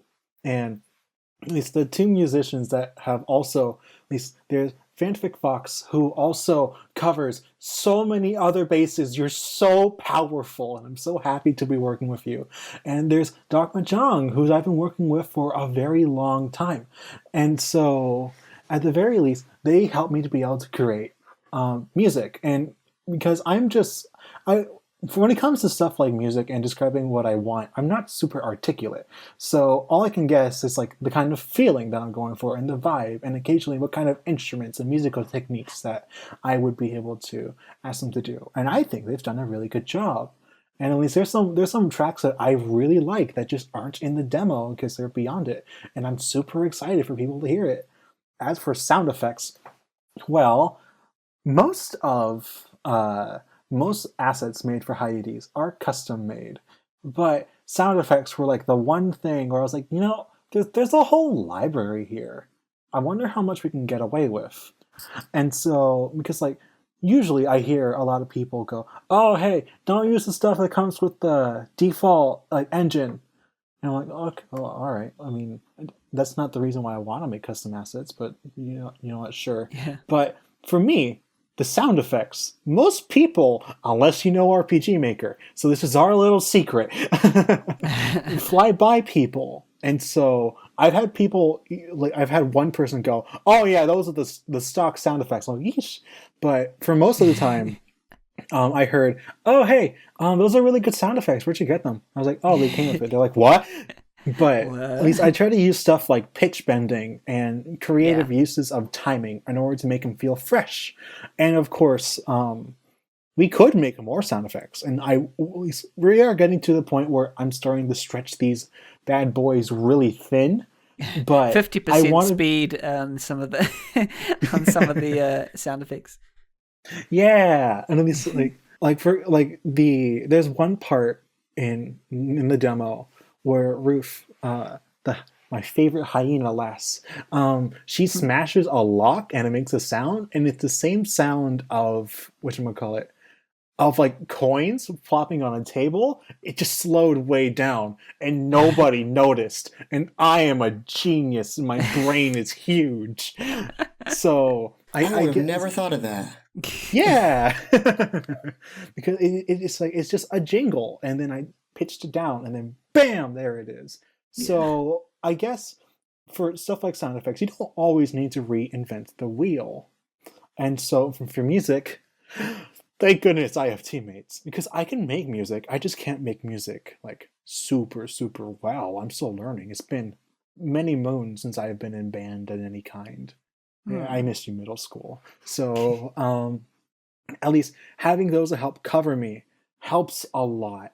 What went well during the process of making each of your games? What are you proud of?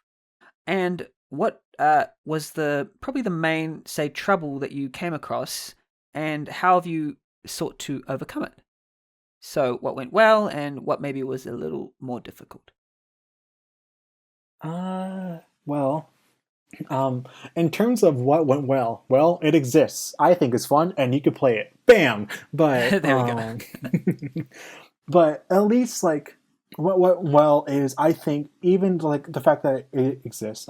The process went well. I am a lot more experienced with using RPG Maker than I was during the beginning of it, and the fact that I got to grow is what I care about. Right. I got to really try at something and improve and learn. And I'm really happy about how much I've learned. I'm happy, even like outside of making the game itself, stuff like social skills. I got to make so many friends. Yeah. And I think that's wonderful. I am a better person because I got the chance to make this game. And that's what I'm proud of. In terms of stuff that, at least like, I wish gone a little better, I have a really bad track history with releasing like versions that release with a 0 and then having to release either a patch or take it down the next day. The two most infamous ones of these are the first time we tried to release HYADES on mobile and iOS. Apple, those sons of guns. By the way, listen to this on Apple Podcasts. But they released an update to their phone that changed the way like it processes JavaScript, and it completely broke the game in a way that's like, oh, it just doesn't work. No, it was actively harmful to play and could cause serious damage to people. And of course, I couldn't keep it up. And I was super disappointed because I spent a long time trying to get it to work. But people are more important. So I took it down. And now it's back up. Like 2 or 3 months later, and take that, Apple, I beat you again. Even though like there was the credits glitch and beta beta beta 1.3.0, which caused the infinite credits glitch, which almost bricked my computer, and I was scared that would happen to someone else.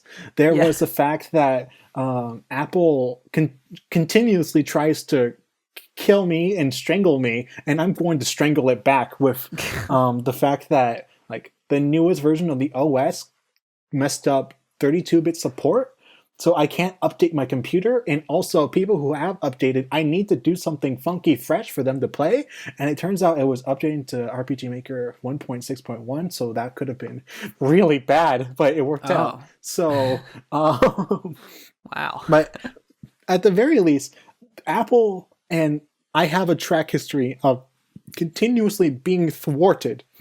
And you know what? I'm going to keep coming on top, baby. So keep trying. That's my talk. You're not going to defeat majimjam. Sundial. How about yourself? What was your what went well in the process? What are you proud of? And then maybe what was a little bit more difficult to overcome, and how did you overcome it? I'm going to go with the more difficult thing because, of course, that's more difficult. It's just that limiting my ambition is one of the things. Like I mentioned earlier, ambition can only do so much. Like, there's quite a few things that I really want to badly do, but I know I can't, because there are some hard limits that I know I can't overcome, either because RPG Maker just can't do that thing, or I have a very limited knowledge of JavaScript, and I probably don't know how to do it yet. Keyword yet. I use that word quite often to kind of overcome that, because I don't know what my game is going to look like even a few days from now. I've had breakthroughs before, and I kind of wanted to just encourage people who are going through the same difficulty, just kind of remind them not to give up, because you never know what you're going to pick up from your own teammates, who you're going to pick up from your friends. Maybe you'll run into that dreamy plugin that you've always wanted that just happened to appear, which has happened to me before.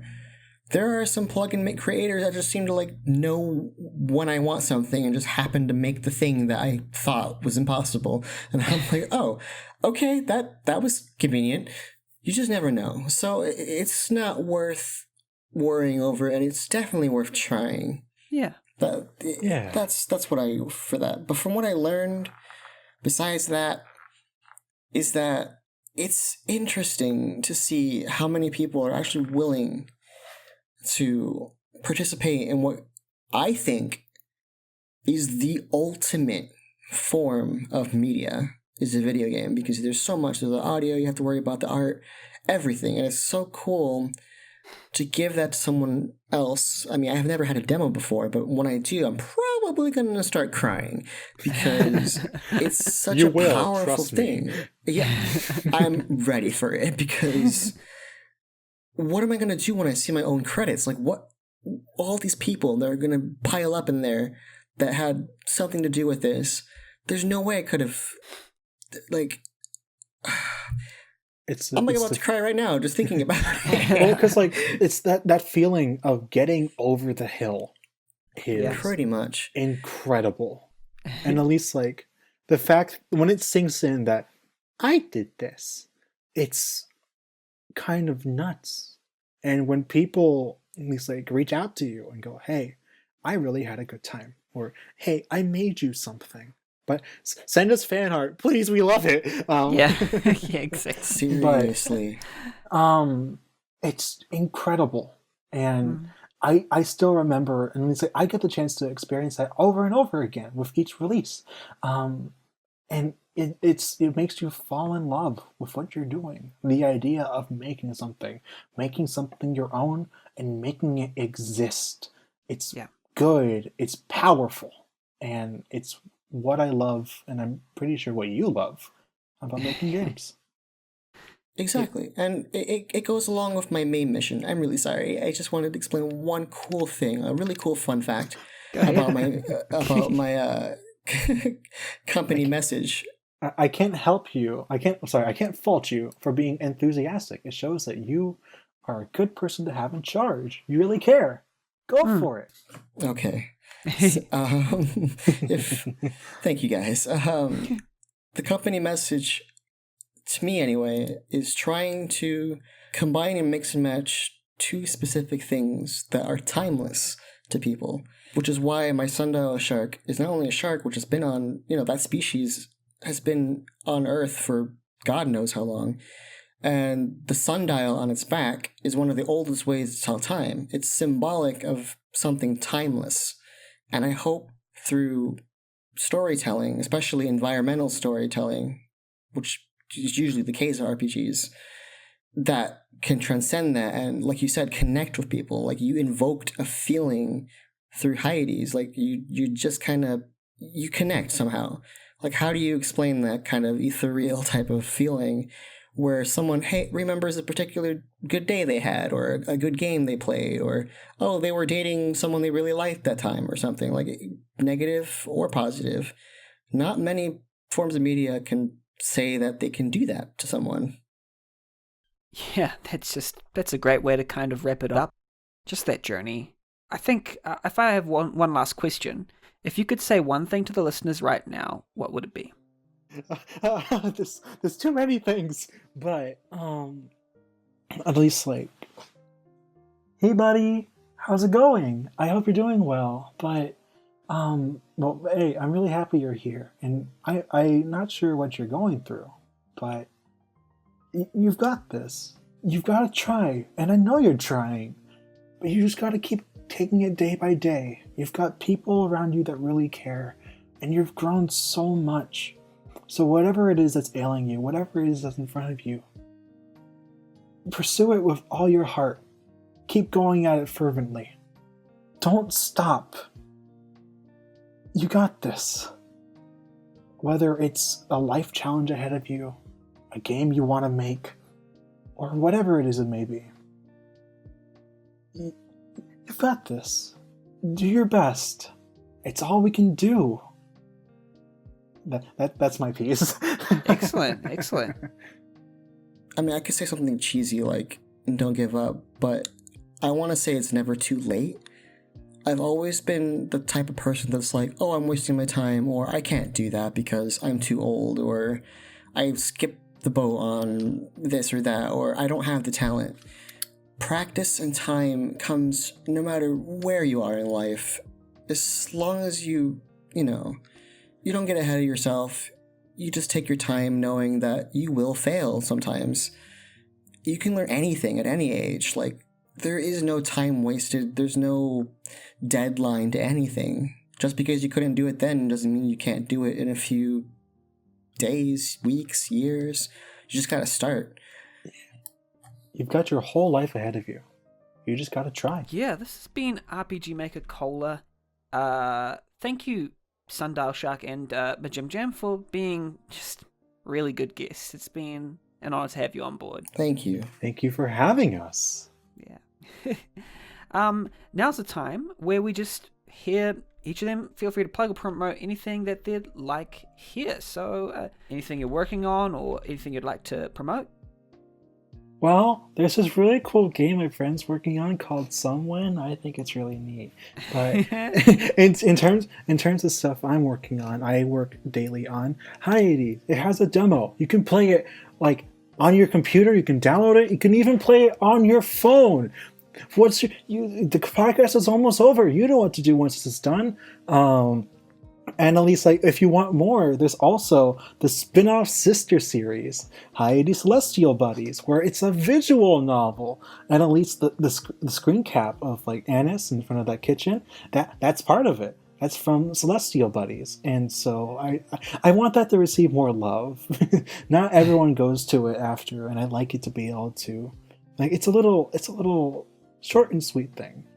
And at least for me, shout outs to, like, I already mentioned Farrago Fiction. Love you guys. And also the unique indie RPGs server. I came on there before HYADES had released a demo. And so the amount of people with just fantastic and promising projects that you can even check out today is astounding and amazing. And I'm happy to be part of that community. You can check out majimjam on Twitter at majimjam. Or you can follow HYADES project at HYADES RPG, no spaces or underscores or anything, at HYADES RPG, or just search in the search bar, it should come up. Yeah, just go ahead and download that demo and play it and be in anticipation for the full game. Sundial.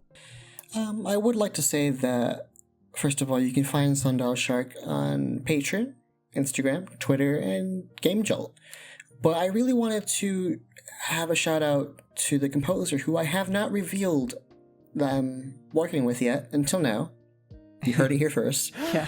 Submerged Tapes on Twitter is fantastic. He did the main theme for my game. We're going to hear it in a trailer pretty soon, hopefully. And I cannot stress enough how wonderful this man is. The other person I really wanted to give a quick shout out to is my artist, Vindy, or at Velvety F on Twitter. Mm-hmm. Her art is to die for. She's the one who drew my characters' portraits. She draws a lot of fan art. She's just a wonderful person overall. Like, definitely a VIP in my team for doing so much for me. Like, it's so cool. Long-term friend and everything. Not to discredit the rest of my team. They're all amazing. I wanted to shout out to my husband, to Joao, and to Glitch if you're listening. You are the best people I've ever had a chance to work with. And also, I'll plug RPG Maker Cola, your source for game development, design, and theory, and all that stuff that you've been listening to the past, I don't know how many hours. Anyway, go ahead and follow us on Twitter. And we also have a Discord. Join the RPG Maker Discord. Just follow the link in the bio of the RPG Maker Cola Twitter. And we're a community where we share, like, screenshots and, like, just have fun and be a little bit goofy. And I reckon just come along and hang out. And that's where I'll be posting a lot of the information about RPG Maker Cola as well as we release more and more episodes. Thanks for being on the podcast, majimjam and Sundial Shark. You've been awesome. Of course. Yeah, thanks for having us. It's been a blast. Yeah. And also, thanks for listening, dear listeners. You've been sitting there just sipping your coffee or working or doing whatever you do, developing perhaps. Thank you for listening to RPG Maker Cola. You are a treasure. You're you're truly valuable. And yeah, here's the time when we say goodbye. And without dilly-dally, we're just going to say bye. Bye, everybody. See you later. Peace out. Take care, See everyone. ya.